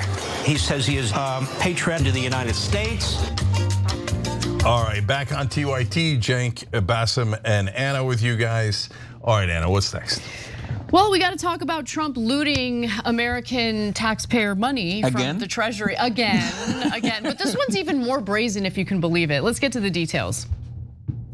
In a suit involving President Donald Trump in his own personal private capacity against the IRS, a settlement has been reached. In fact, the settlement is between Trump and the Department of Justice, where Trump will be allowed to divert $1.8 billion in taxpayer money toward a slush fund meant to be awarded to individuals who are victims of lawfare under the Biden administration. So the fund, called the Anti-Weaponization Fund, will be used to pay out money to those deemed victims of unfair prosecution and lawfare by the Biden administration. So on Monday, Trump reached this settlement again with the DOJ. He was suing the IRS for what I think is one of the maybe only legitimate reasons to sue the IRS in your personal capacity. So his tax releases, his tax filings were leaked, right? And so that's not okay. Nobody would like it if the IRS leaked their tax returns. So he sued for that. And so the settlement also folds in two other pending claims that Trump has made against the federal government, including in regard to the Mar-a-Lago claim, where he obviously was in possession of highly classified documents that he wasn't supposed to be in possession of, and the Russia collusion hoax. Now that the Justice Department has reached the agreement with Trump, the administration will provide the Treasury Department with information needed to make the payment to the new settlement fund within 60 days. No involvement from Congress, no approvals from Congress whatsoever. This is the federal government, Trump suing the federal government, or his federal government, and them reaching a deal that he finds very favorable to himself and to his supporters. So I'll get to those details in just a minute. Todd Blanche, who's the acting attorney general, will assemble a team of 5 members to run this fund. And Trump can boot any of these people if he wants to. And victims can submit claims up until December 1st of 2028. But there are so many red flags, aside from the fact that it's almost $2 billion in US taxpayer money that's going to be diverted to a slush fund for Trump and his cronies. So there's absolutely no judicial review involved in determining who the money goes to. Yeah. That sounds like a pretty big deal. Decisions cannot be appealed. Any claimants and the amount of money they're awarded will remain anonymous. So no transparency. This is our money. This is American taxpayer money. No transparency, no judicial review process. The settlement reads, on a quarterly basis or otherwise directed by the Attorney General, the Anti-Weaponization Fund shall provide to the Attorney General a confidential written report that includes the name and address of each claimant who has received any relief, and if so, nature of such relief. Anyone who claims that they've been targeted by the government through the use of lawfare or weaponization can apply for this money. And if you're wondering, like, what does lawfare, victim of lawfare mean? Here's how it's kind of defined in this agreement. Claims representative of the sustained use of the levers of government power by Democrat elected officials, political and career federal employees, contractors, and agents in order to target individuals, groups, and entities for improper and unlawful political, personal, and/or ideological reasons. So some examples include January 6 defendants, which we should talk about in greater detail, because while some people might have been unfairly treated, fact of the matter is, plenty of people were not unfairly treated. Many of them, were pardoned by Trump and then went on to carry out some of the most vicious crimes you can imagine, including murder in some cases, child sex abuse in other cases, but okay. Right-wing activists, anyone in the government who considers themselves targeted unfairly by the Democrats. There is a stipulation for those who apply and receive money from the fund. A claimant who does receive that money must forego all other relief, including judicial relief, whether previously asserted or not. So in other words, if you take the money, you are not able to file a suit for the same purposes again in the future. And if you've been lowballed by the amount that you've been awarded by the slush fund, too bad, it is what it is. You took the money, and even if you could have gotten more by filing a proper lawsuit against like the federal government, doesn't matter. But how would they know? Because it's anonymous. Then you could just file a suit anyway, because nobody knows who's getting the money.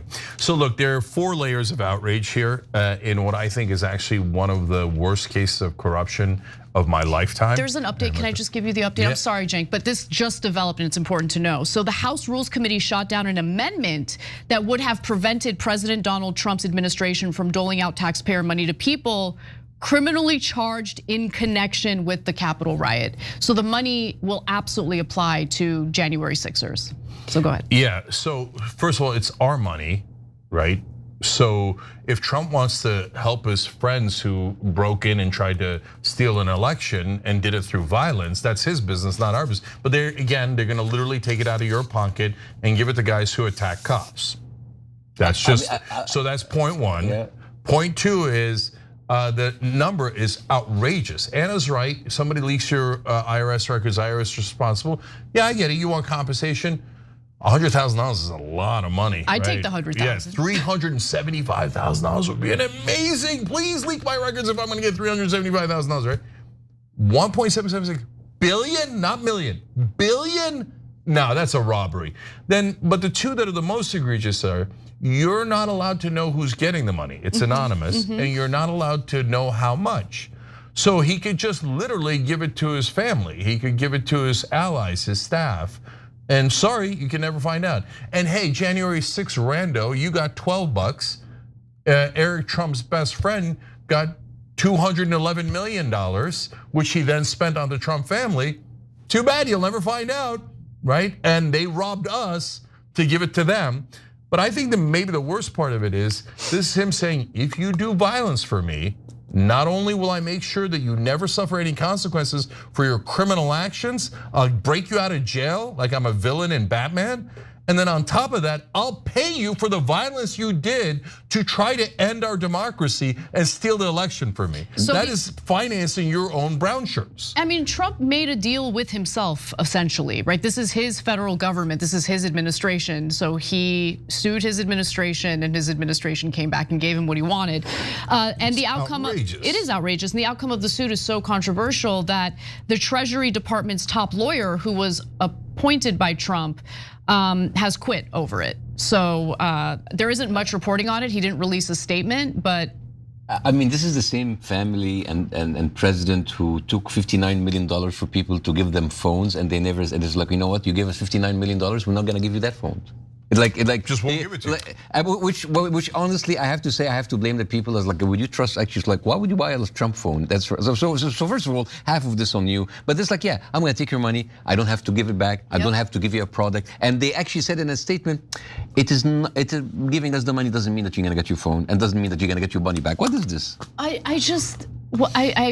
I don't recognize the country I live in right now. It's always insane. It was always there, but like It's just more brazen now. The thing about Trump is he lacks any and all sophistication when it comes to concealing bad acts. Yeah. He just likes to do it out in the front, out in the open. Once he asked like twice, like, do you think about the economic suffering of Americans? Like, no, I never think about that. Cross my mind. Like, doesn't cross my mind. No, I don't care. Yeah, because that's who he is. And so, what did they say? The Hannity and Fox News while Obama was president. Obama phones. A thing that was largely made up. And then, those were better times. And now Trump actually does Trump phones. It's not made up. And then he took actual money. Yeah, and $59 million. He literally robs his own supporters of $59 million. They're like, no, that's fine. Yeah. Okay. So look, back to January 6th. if you attended this speech but did not go to the Capitol, no, you just attended the speech. It's not that you're totally fine. And you were arrested. And if you were arrested, I don't think anybody at the speech was arrested. But if you were, then that's definitely wrong. Well, there were people who, after the break-in in the Capitol happened, there were people who, wandered into the Capitol building. They didn't cause any havoc, and then they walked out.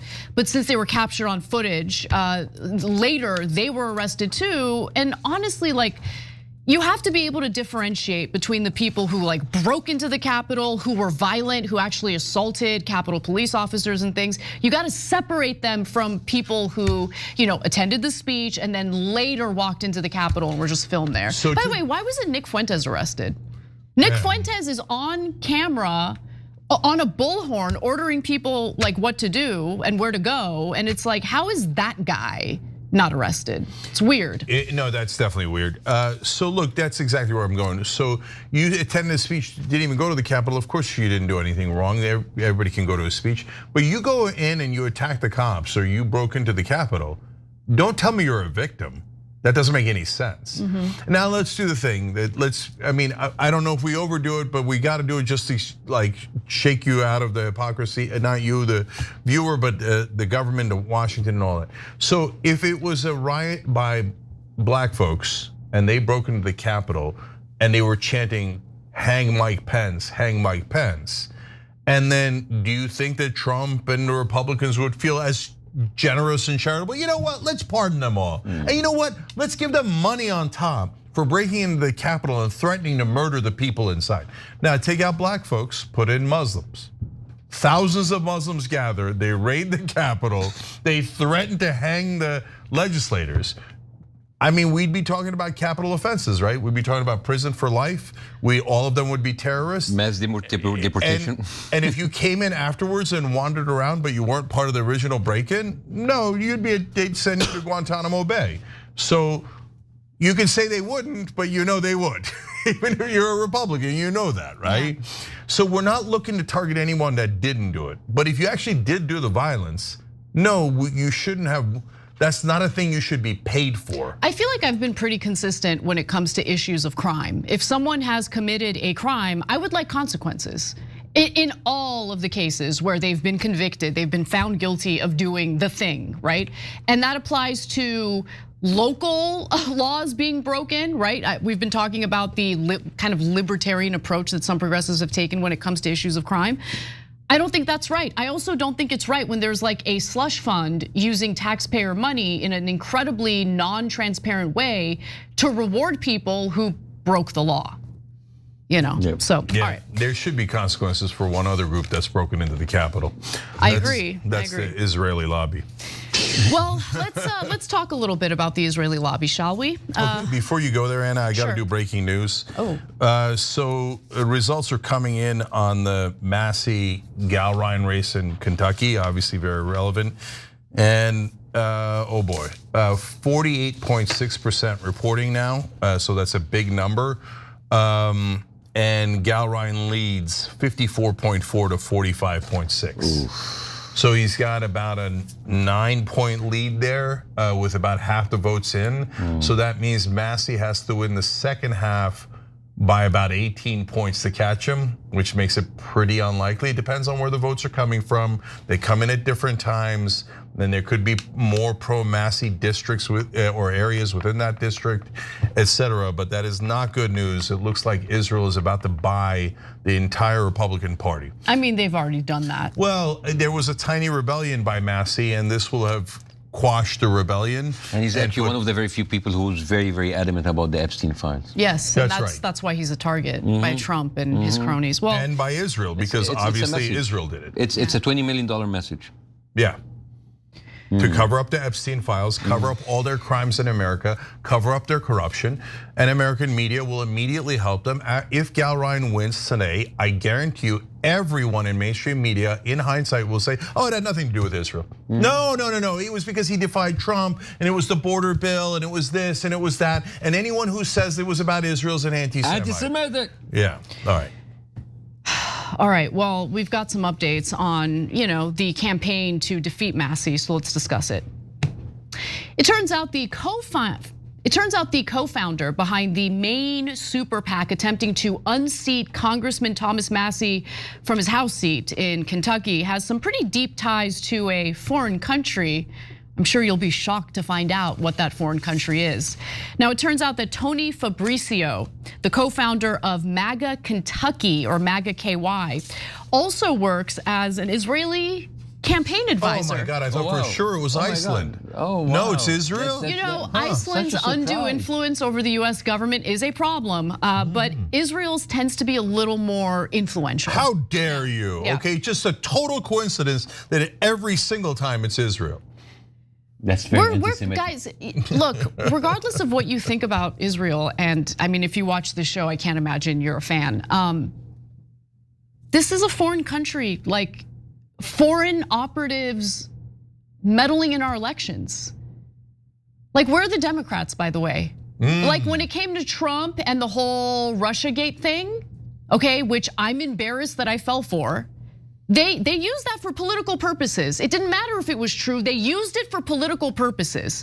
Here you have an actual situation in which a foreign operative is trying to unseat an American from his congressional seat because he wanted transparency on the Epstein files. You know who else? Because they're all involved. They're all bought by Israel. They're all the same team. You're right. This whole thing about like right versus left, it's fake. Because basically they fund both sides and then they cut each other's throat for like abortion, guns, healthcare, borders. But when it comes to Israel, everybody's competing to be Israel's bitches.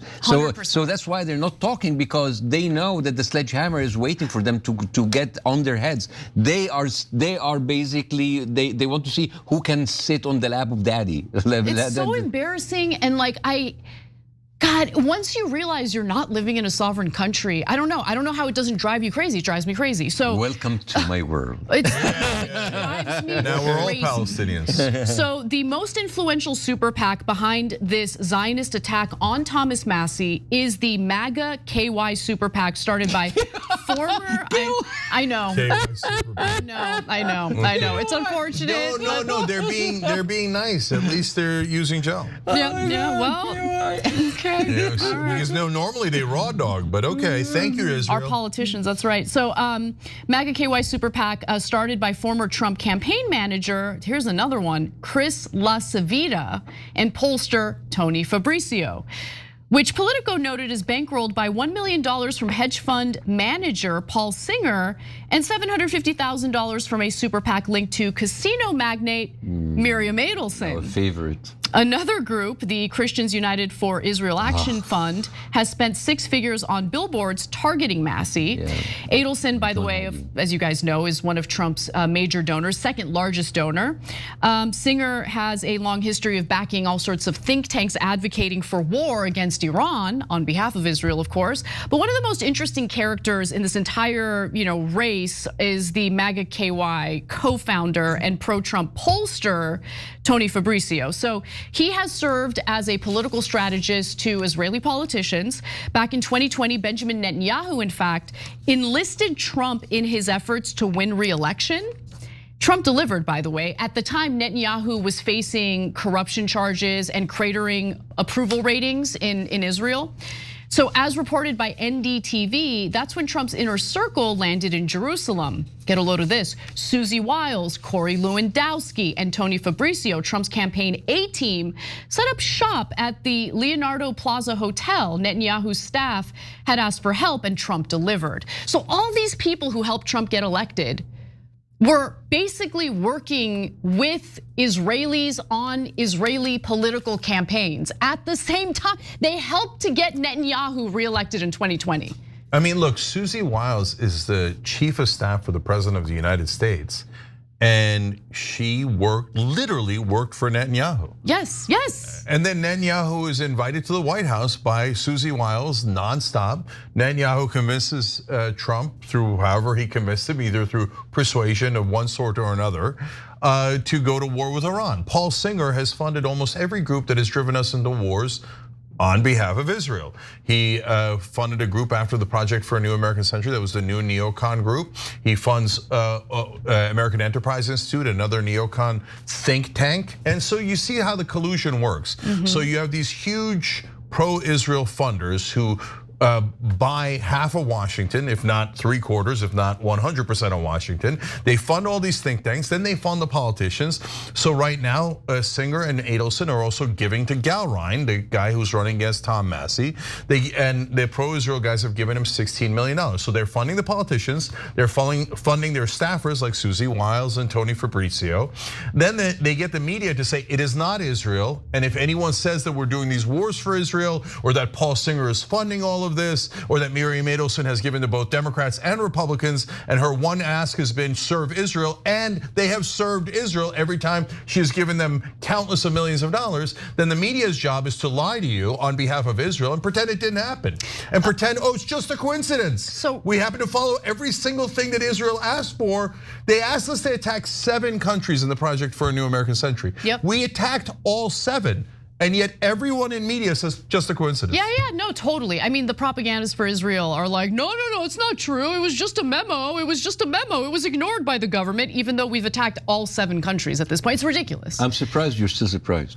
No, I'm not surprised by any of it. But it was like, at this point, we just like we were. It's just so out in the open, Bassem. Yeah, I know, and they rub it in your face, and they dare you to do anything about it.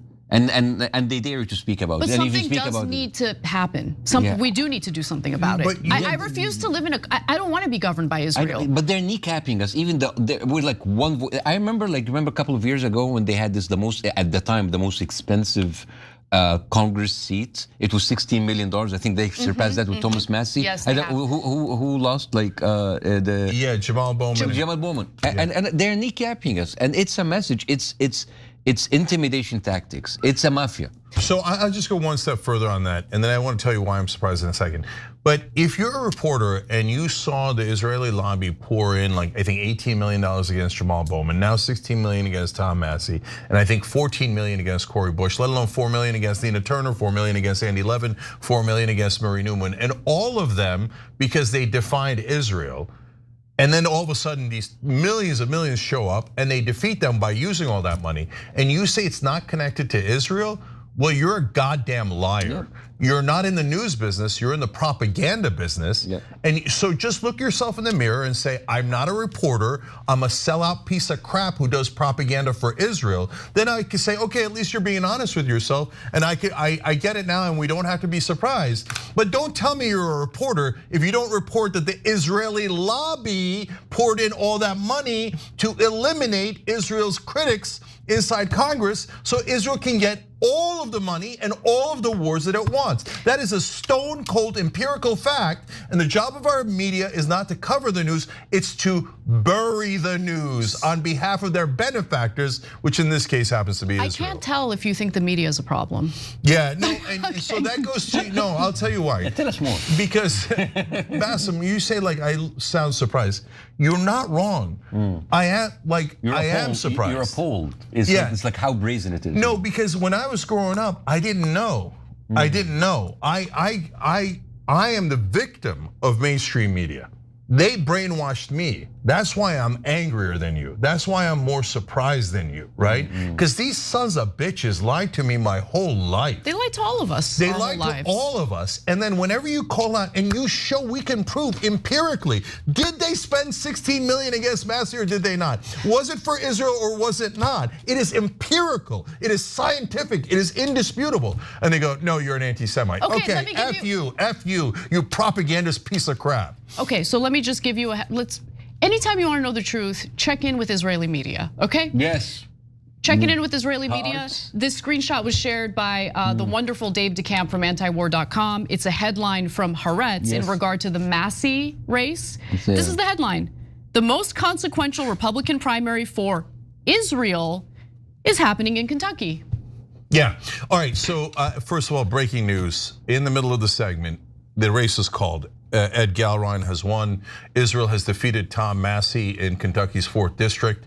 That's it. this was $16 million in Israeli lobby money. It was because Tom Massie defied Israel in sending money to them, in doing the Iran war for them, and in releasing the Epstein files. He was targeted for destruction by a foreign government. That foreign government won today, and they have eliminated an American from that Congress. And an American, by the way, I disagree with 91% of the time. That is the number of times he votes for the Republicans. I don't agree with any of the Republican bills, okay? But he was an American and he served this country. I'm happy to debate him on 9 out of 10 issues, but he was at least an honest person. But he has been defeated, and all of Washington will celebrate. They will all throw a party because they all work for Israel. They're betraying you. They're betraying you. They will not tell you that Israel bought that seat. They 100% bought it. Now, the next thing that's going to happen is guaranteed. All of the Republicans and a great percentage of the Democrats, but for sure, all of the Republicans will now bow their heads to Israel because they know that if they defy Israel, they're going to get 16 million spent against them, and they're going to be eliminated like Tom Massie was. So now every Republican will vote to take your money, rob it, literally steal it from you and your family, and hand it over to Israel, no matter how much they ask for. They will do any war. They'll send your sons and daughters to die for Israel, and all of American media will lie to you and say, yeah, it was a war for Israel. Yes, Congress was given all this money by the Israeli lobby, but you're an anti-Semite if you don't go die for Israel. Give me your goddamn wallet. If you don't give me your wallet, you don't let me rob you, you're an anti-Semite. That's what media will say because they're the enforcement thugs who help Israel in this country. And so are you gonna report it honestly, media? That Israel just stole our Congress? Just bought our Congress? No, you're gonna lie on behalf of Israel, right? It's a guarantee. Go watch TV. Now, one cable news anchor will tell you that Israel just bought our Congress, that they bribed Ed Gelrein, who'll be nothing but a sock puppet. And again, empirical, guys, when they did this with Democrats, George Latimer, the mutant, votes with Israel 100% of the time. Wesley Bell, who defeated Cori Bush, votes with Israel 100% of the time.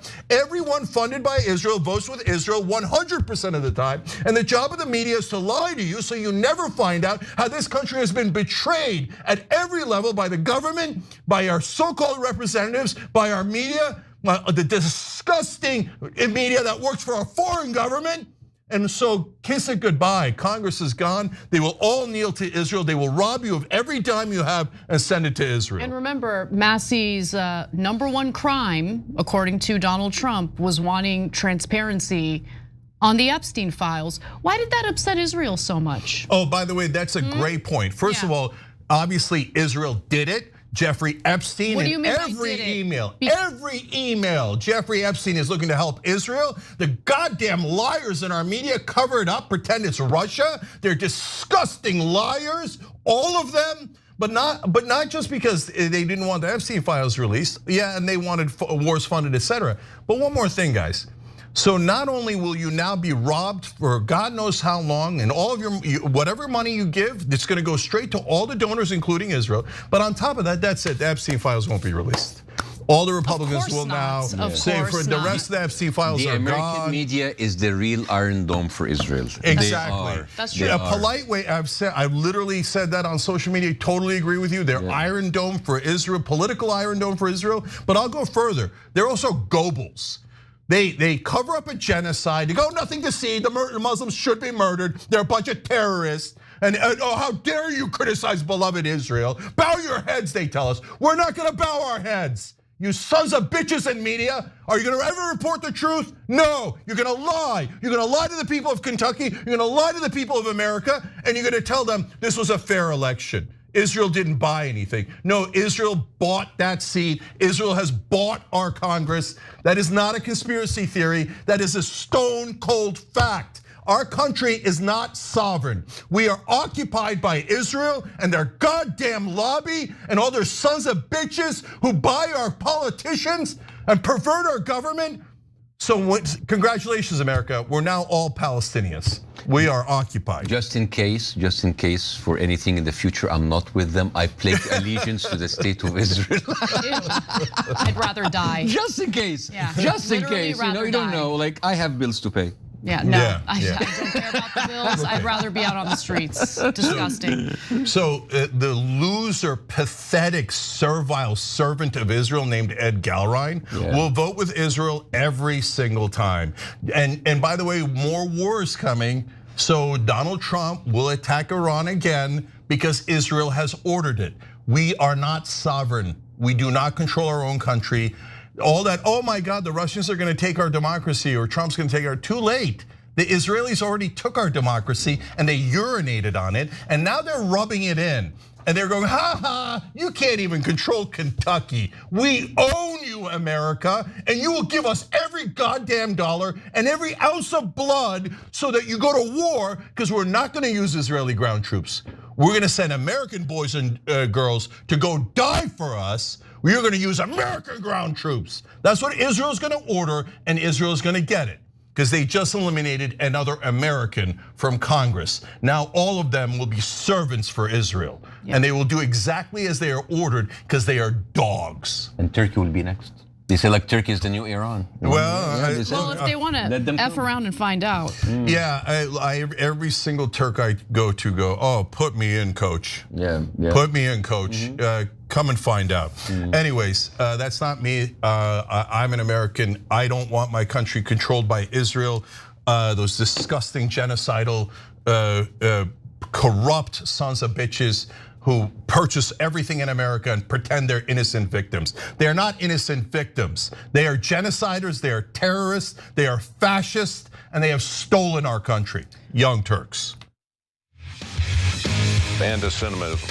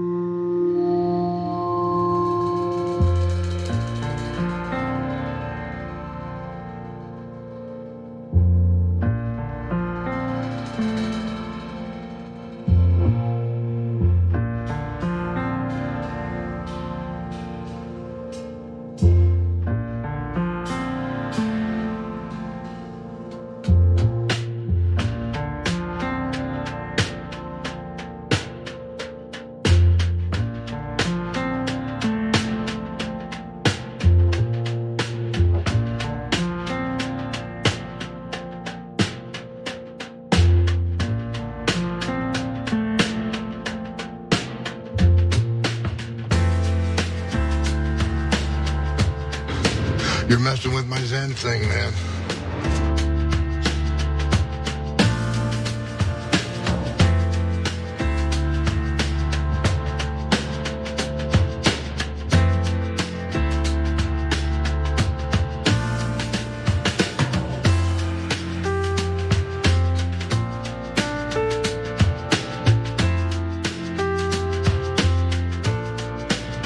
All right, back on TYT, Cenk, Anna, and Bassem. Obviously, not a great moment for Operation Joy. Our joy is being tested. Yes. Yeah. So the Israelis have won in Kentucky, and so now you will.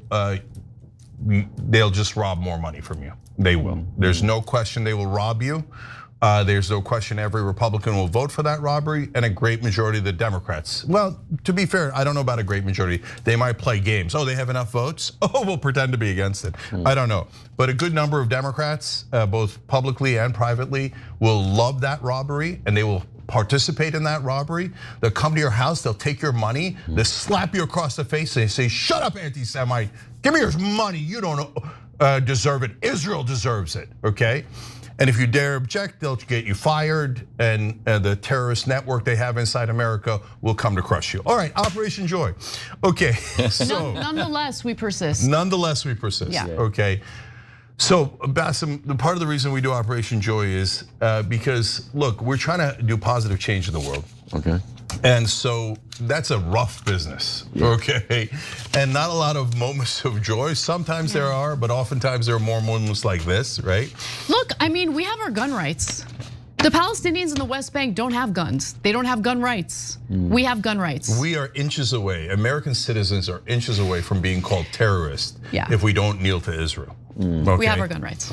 Okay, anyways, okay, I do see the point of the Second Amendment now. Okay, just makes it a little harder to take everything you own if you wind up buying all of American media and all of the American government, which is where we are. So don't tell me all of American media isn't bought if they don't accurately report that Israel just bought that seat in the 4th District of Kentucky. There's no question about that. None, zero. And every reporter will lie to you. Watch, every reporter will lie to you and say Israel did not buy that seat. So can I ask I have to ask Bassem something, because you kind of see the juxtaposition between Bassem's like just whole demeanor versus Jenks. And I always wonder, how do you guys stay calm?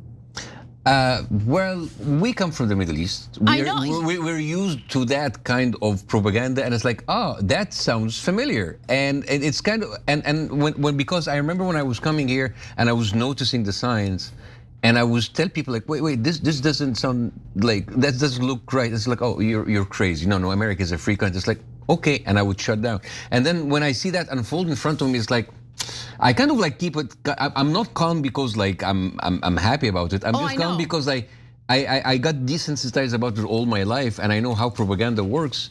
And now I see, all right, so this is happening now. So it's not like calm because maybe because also I go home and I cry on my pillow. But otherwise, I mean, I do that too. But like one of the things that I'm trying really, really hard to do is remain composed, not remain because I failed almost every time, but I want to be composed. I don't want to let them bait me into rage, but it's so hard. It's so hard.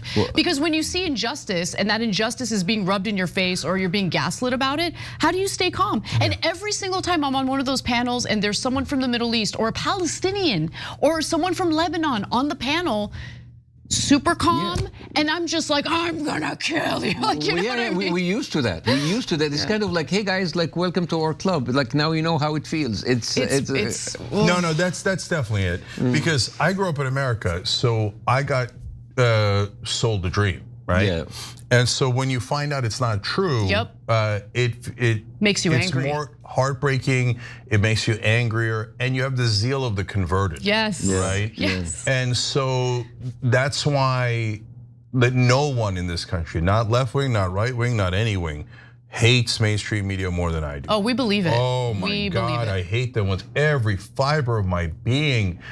My God, they got me to believe things that were preposterous for decades. Same. And I'm so angry at those effing liars. Disgusting, disgusting liars. And now you recognize the ways they lie, like how the reporters get super excited because they think they're getting an exclusive or a scoop. And then they just regurgitate something that a government official who has an agenda is telling them or leaking to them. They don't question, hey, what is the agenda? Why are they leaking this to me? It just hurts because at least when you are in a Middle Eastern country, you know that you're being controlled by your government. It hurts more when you think you came to the free country of the world, the free country, and then you're controlled by another country. And then I say it's like, a lot of people escape from their countries to the Middle East. They come here to find out that we're still controlled by another country in the Middle East. It's like, what? So how do you escape it? It's like full circle. It's like, guys, I thought I was with the winning side. It's like, oh, we're still Israel's bitches. No, that's exactly right. Because my family made a choice to come here because we believed in freedom and we thought we were going to be free. And we come here, and instead of being ruled by Erdogan, now we're ruled by Netanyahu. What the hell is this? Don't worry, it might be Naftali Bennett soon. Yeah, and by the way, they'll all, and I guarantee you, I'll tell you ahead of time, stone cold prediction, if Naftali Bennett wins, all of American media will pretend that Israel's reformed. and that they didn't do anything wrong. Oh, Netanyahu's gone. The whole problem was Netanyahu. Yeah, it's just the government. Oh, yeah, just the government. And Naftali Bennett has the same exact ideology and policies, and in fact is so crazed, he's threatening to attack a NATO country, Turkey, but they'll all pretend he's an angel.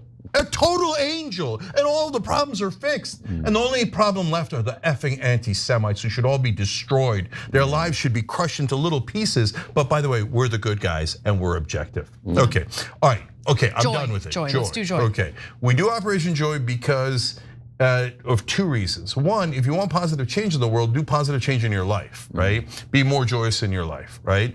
And number two is, if you're depressed, you're not gonna go out and fight anybody, okay? Whereas if you've got hope and optimism and joy in your life, you have enough energy to get back up and try to actually fight for good in this world and righteousness in this world. And we are never going to do what they do, okay? If we win, we're not gonna discriminate against Jewish people. We're not gonna do any of those evil things because we're not evil like the Israeli government and the American media who helps the evil Israeli government. Okay, so now, cut, go to Operation Joy. Finish TYT fan writes in, my joy is watching Operation Joy and seeing Anna's ice cold walls melt in real time. As someone who's equally pessimistic and negative about everything, it warms my heart to see her have a little fun and relax. Don't get me wrong, I love Anna no matter what. Thank you guys for everything. Oh, thank you, Finnish fan. Yeah, that does happen in Operation Joy. That happens throughout the course of the show. Like right before we go live is probably when I'm the most stressed out. Yeah. And Jen comes in, he's a happy-go-lucky. He tries to crack a joke with me. I usually slap it down. But by the end of the show, I'm in a good mood. I have something that might bring you joy. I have a message from David Spivak. You actually have interviewed him on Friday. Yeah. I remember when I told you I went to New York and I interviewed him and I said you were like a fundamental reason for him to change his views. He's a Jewish friend of mine in New York. His father fought in the IDF against Egypt in 1967. Wow. He's been disowned by his family. I know, yeah. And he just like, as we were sitting here, he just sent me a message like, say, tell Shenka and Anna that I say hi. Oh my gosh, he should know that every once in a while I go on to his page. Like when I feel he's lovely.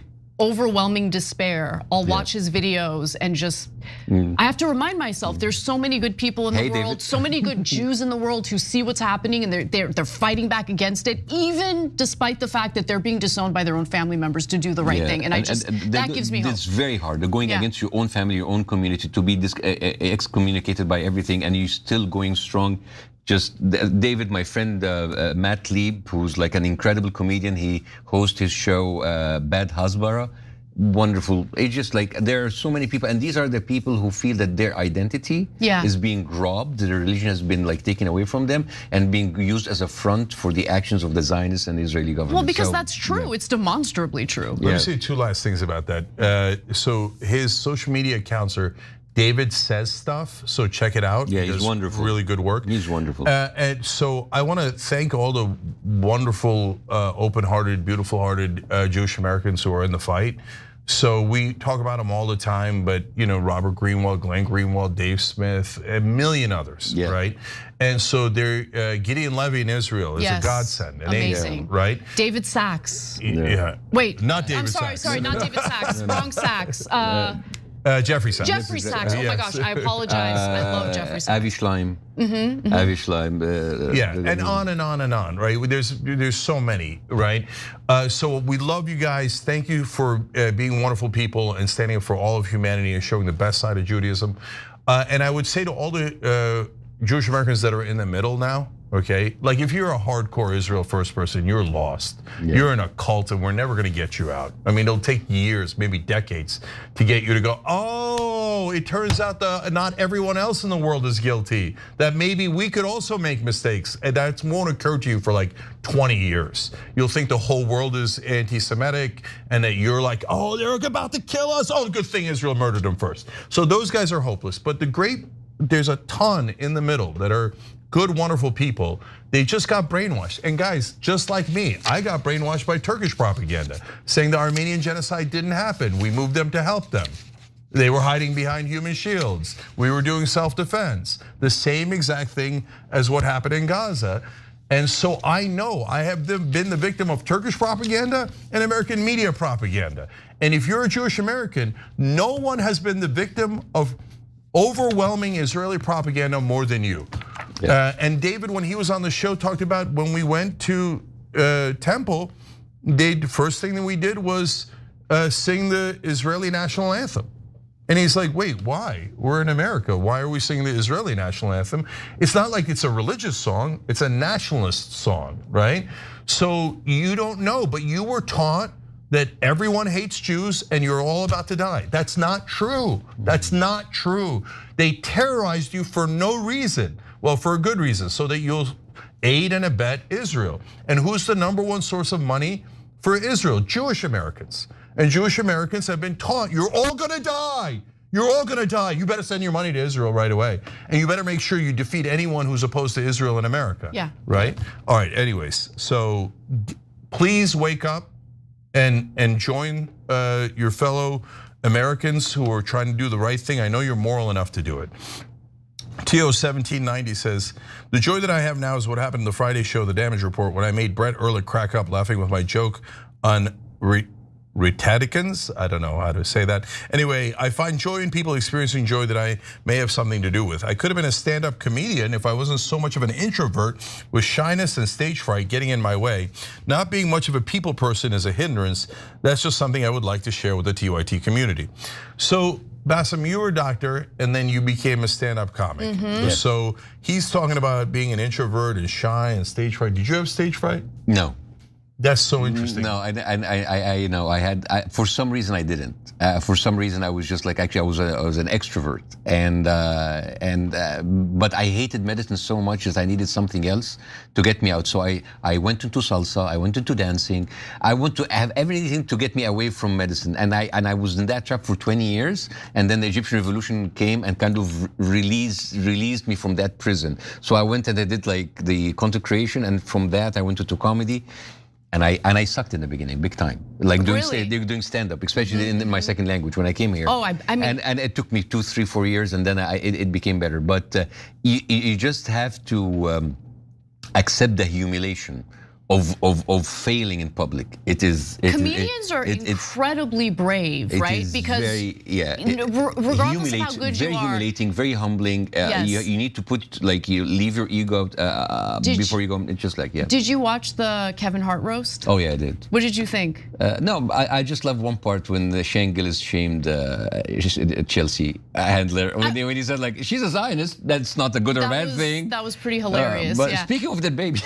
By the way, like, is she like, you know? I don't know. No, she's a crazy Zionist. No, not the Zionist thing. I knew she was a Zionist, but like there was a running joke about her, like, being a little loose with the men, like throughout the entire night. And I was like, is that a thing? What is that? But that could be a roast. I mean, if you watch every single roast, if there's like a female comedian, I thought it was the whole thing was hilarious. I know there were controversial parts, they always go for like being like the women being free. That's a very common theme in the roasts. Yeah. So I remember when I first became a radio talk show host, and I went and did a show in Boston, and there was no producer with me. There was no nothing. There was just a guy that had a weekend producer there taking calls.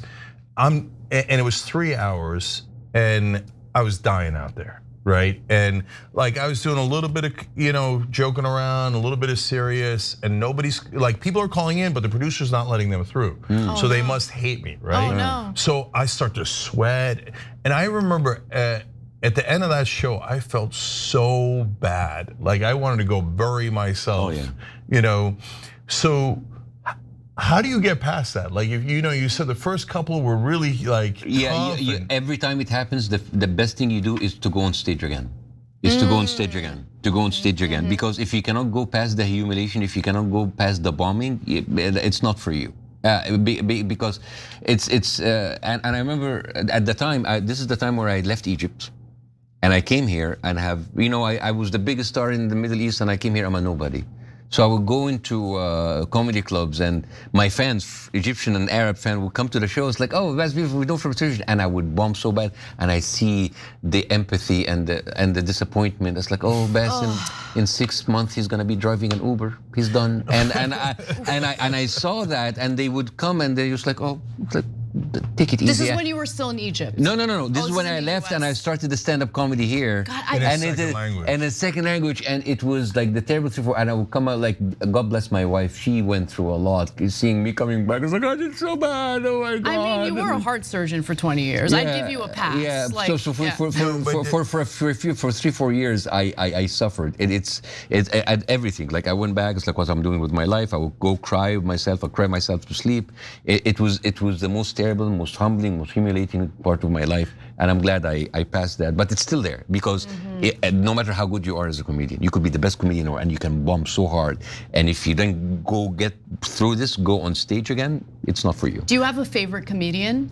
I have many. I have many. I like Jim Jeffries. I like Dave Chappelle. I like Andrew Schultz.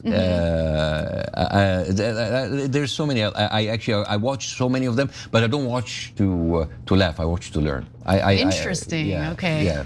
So I know how hard it is in a second language because when I go to Turkey, I can speak, but I can't joke. Yeah. Because it's a different. Cadence? Rhythm, cadence. Yeah. So sometimes, and by the way, this is very interesting. Many of the jokes that I bombed at, I kept them, and when I was better, they killed because I had the words, but I didn't have the cadence or the rhythm. It's like a completely different. You have to reprogram your brain. Yeah. To know where is the enunciation, where do you stress on the word, the pauses, the timing. It's a completely different language. Yeah. It's a third language. Yeah, comedic timing is everything. Yeah. No, but as a Muslim, it makes sense that you bomb sometimes. So Yes, okay. yeah. That was good. Okay, that's good. Yeah, you should try comedy. Should I? No, that makes sense. But look, part of why I asked all those questions is because part of how you get the joy is through getting stuff like that, through stuff like that. So it's not supposed to be easy, right? Especially when you're trying something new or you're trying something hard like comedy, right? Yeah. And so what I want you to do is when you're trying something new or hard, just bake into the pie that it's going to be rough. Yeah. Right? And that it's gonna take a while and you're gonna go through some pain and you're gonna be embarrassed from time to time. Because I wouldn't have made it if I'd stopped after that radio show or after every bad show I did, right? So I had to just suck it up and just gather up enough courage and do one more and do one more. And so I can't imagine how tough that was, Cenk. I mean, I wouldn't know. I was really good from the very beginning. Yeah, good point. Yeah. That's why we found perfect. No, actually, it's hilarious to go back and watch videos from like 07, 08, when I was the entertainment girl, like doing entertainment stories on the show. I was so shy, so sheepish, so meek, if you can believe it. Now you're a monster. Now I'm a monster. Like you're beast. I took over. You're a beast. Indeed. All right. So now let's go to Brad O'Donnell. He's a councilman. Oh, interesting. Reposting my comment here, originally left on the latest Op Joey video. Someone asked me about being competitive, and I thought I'd share regarding enjoying competition. When I was younger, I was fiercely competitive to the point of flying into fits of rage when I would lose, even if the loss was in something completely inconsequential. This, of course, leads to no one wanting to play or do anything with you because you're a prick. So I changed my mindset. Even if you lose the Super Bowl, stop and consider, dude, you're such an amazing athlete that you made it to the Super Bowl. And moreover, sure you lost, but you lost to the Super Bowl champions. How many people get to say they've tackled a Super Bowl ring holder and gave him a run for his money? By accepting that there is honor in graceful defeat, it actually made me a better competitor. Instead of seeing my opponent as some kind of machine or object I had to take down, I instead saw them for what they were, a complex human being with strengths and weaknesses just like me. So what I got out of that, guys, is I'm super competitive too. Like I am over the top competitive. And when I was a kid, I was a prick just like you in the games. Like you were playing Risk, Monopoly. I'm gonna argue every rule. I'm gonna try to get every advantage. And then I realized at some point, like when I was a grown up, like way too late, but I realized, hey, you know what? Maybe the objective here isn't to win the game, but for everyone to have fun. So I'm actually not winning at the actual objective of having fun. Yeah. Instead, I'm ruining the fun by going, yeah, according to the bylaws of Monopoly 13ABC, I win, you lose. Like, just bring it down. The real win is in participating. Yeah, well. I'm just kidding. I don't know. That sounds kind of cheesy, but I hear you. Okay, all right. So we go to Buttery Goodness. You had me at Buttery Goodness. Hey guys, longtime listener, first time commenter, coming straight out of Cleveland, Ohio. I just want to tell you all that I've officially graduated from Cleveland State University with a bachelor's degree in mechanical engineering. I don't have a job lined up just yet, but I'm currently working on it. I'm trying to get something local, but if I got to move, then it is what it is. The best part of it all, though, is that I got through 5 years in college with zero debt to my name. Hell yeah. Utilizing scholarships and Pell Grants to pay for my full tuition while not paying for room and board, since I live about 10 to 15 minutes away from school. Graduating also frees me up to put more time into music creation as well. I produce, write, rap, and sometimes sing my own material with the goal of helping the world and making the world a better place through my music. I don't know how far I'll get with, especially since I talk about a specific you-know-who country. And it's not Papua New Guinea. By the way, I don't know, maybe try comedy instead of music. But regardless, I hope that whatever I end up doing professionally in the next few years will be able to help change the world for the better and help bring joy to all that enjoy my art. Love you guys. Hope you have a good, wonderful weekend. Buttery goodness. You're one of the people who gives me hope. I love it. Yeah. Now let me rob that of you. Okay, because you said you write about a certain country and you don't know if that'll, what that'll lead to. One of the last songs that Michael Jackson wrote was Palestine. Yep. Yeah. And 6 months after that? He mysteriously died. No. 6 months after that, all of the allegations of the child molestation. That was the first thing that happened. Yep. And Sony never released it because it's not like Michael Jackson songs made money. And it's not like companies are interested in money. The one Michael Jackson song that was never released was about Palestine. Yeah. But I'm sure that is a wild, wild coincidence. I mean, he could have wrote about New Zealand and they probably wouldn't have released that either. Yeah. Probably, right? How long have they been in charge? How long has Israel been in charge of this country? We knew, yeah. Because you can't even you can't do anything creative that supports the Palestinian people, and it's not against the Israelis. It's just saying, hey, the Palestinians are human. They're like, you're not allowed to do that. They've been in charge since JFK. That is one theory. All right, the one true coffee dragon. Sorry, the Operation Joy is supposed to be politics free, but it's a crazy day. Yeah, don't let Israel infiltrate Operation Joy too. I hear you. We all got to go. So You're messing with my Zen thing, man. All right, last one. We got to go. Jazzy Jenna wrote in, I'm skipping ahead to 9. My husband and I have been working tirelessly on a 7-year-long passion project to renovate a historic building in our small town downtown. It's been a labor of love with many twists and turns, and I'm happy to report that construction begins on Monday to renovate the building into home of our newly formed nonprofit organization called Helping Us Build, or HUB for short. Oh my God, you got to send pictures. No, they have one already. Oh my gosh. Hold on. The space will be a community hub that features a venue to host various events and gatherings, as well as makers space for artists and craftspersons of all kinds to come and hone their skills. In this challenging political climate, we're choosing to find ways to create our own joy through collaboration, connection, and creativity. And soon many members of our community will be able to join us in doing the same. So they don't have it set up yet, but they do have a picture of the building that they bought and are renovating. That's so cool. Well, it is cool, and that's a cool old building. So Jazzy Jenna, if you let us know where it is, you could just email us at hope@tyt.com. Maybe we could stop by one day. When you've got it open, we'd come by and I could sing for you guys. No, but I'll tell you what, Anna and Bassem could dance. That's true. Yeah. Bassem is a freaking dancer. Yeah, I dance salsa. As a matter of fact, can I share something? Do you shuffle too? No, I shuffle a little bit. Oh my God, you're the best person on the planet. I shuffle. I do the running man and do the sides, whatever. Okay, we'll talk. But this Sunday there is something called Libération Collective. It is an event for Cuba and Palestine. And it's gonna be a mixture with Arabs and Latinos. It's gonna be on my Instagram. It's in Inglewood, and it's gonna be like a night of music, comedy. I'm gonna give a boring, keynote speech, but at the end is gonna be a surprise. I'm not gonna say there, but maybe it has something to do with salsa. Oh, I can't wait. Interesting. So where is it and when is it again? It's in Inglewood. On Sunday. Yeah. On Sunday, okay. Yes. So what's really cool about LA is that a lot of the events I've gone to for Palestine are half Latino. Yep. Yeah. No, I mean, brown people of the world are uniting. Yes. What I love about LA. And the reason why, despite the ups and downs in this city, I've always stayed here and I want to stay here, is it's like there's so many cultures represented here, and I love that. Like, I love the diversity. I love that, you go to Glendale, there's a sizable Cuban population and Armenian population, as we all know, right? There's Little Armenia in Hollywood, Little Tokyo, like, I love it. I love it. That's what makes the city great. It's the people of the city that make it great. The government F's it up, but everyone else makes it better. Yeah, I just shared the post about the event on my Instagram, and I hope you guys to see you.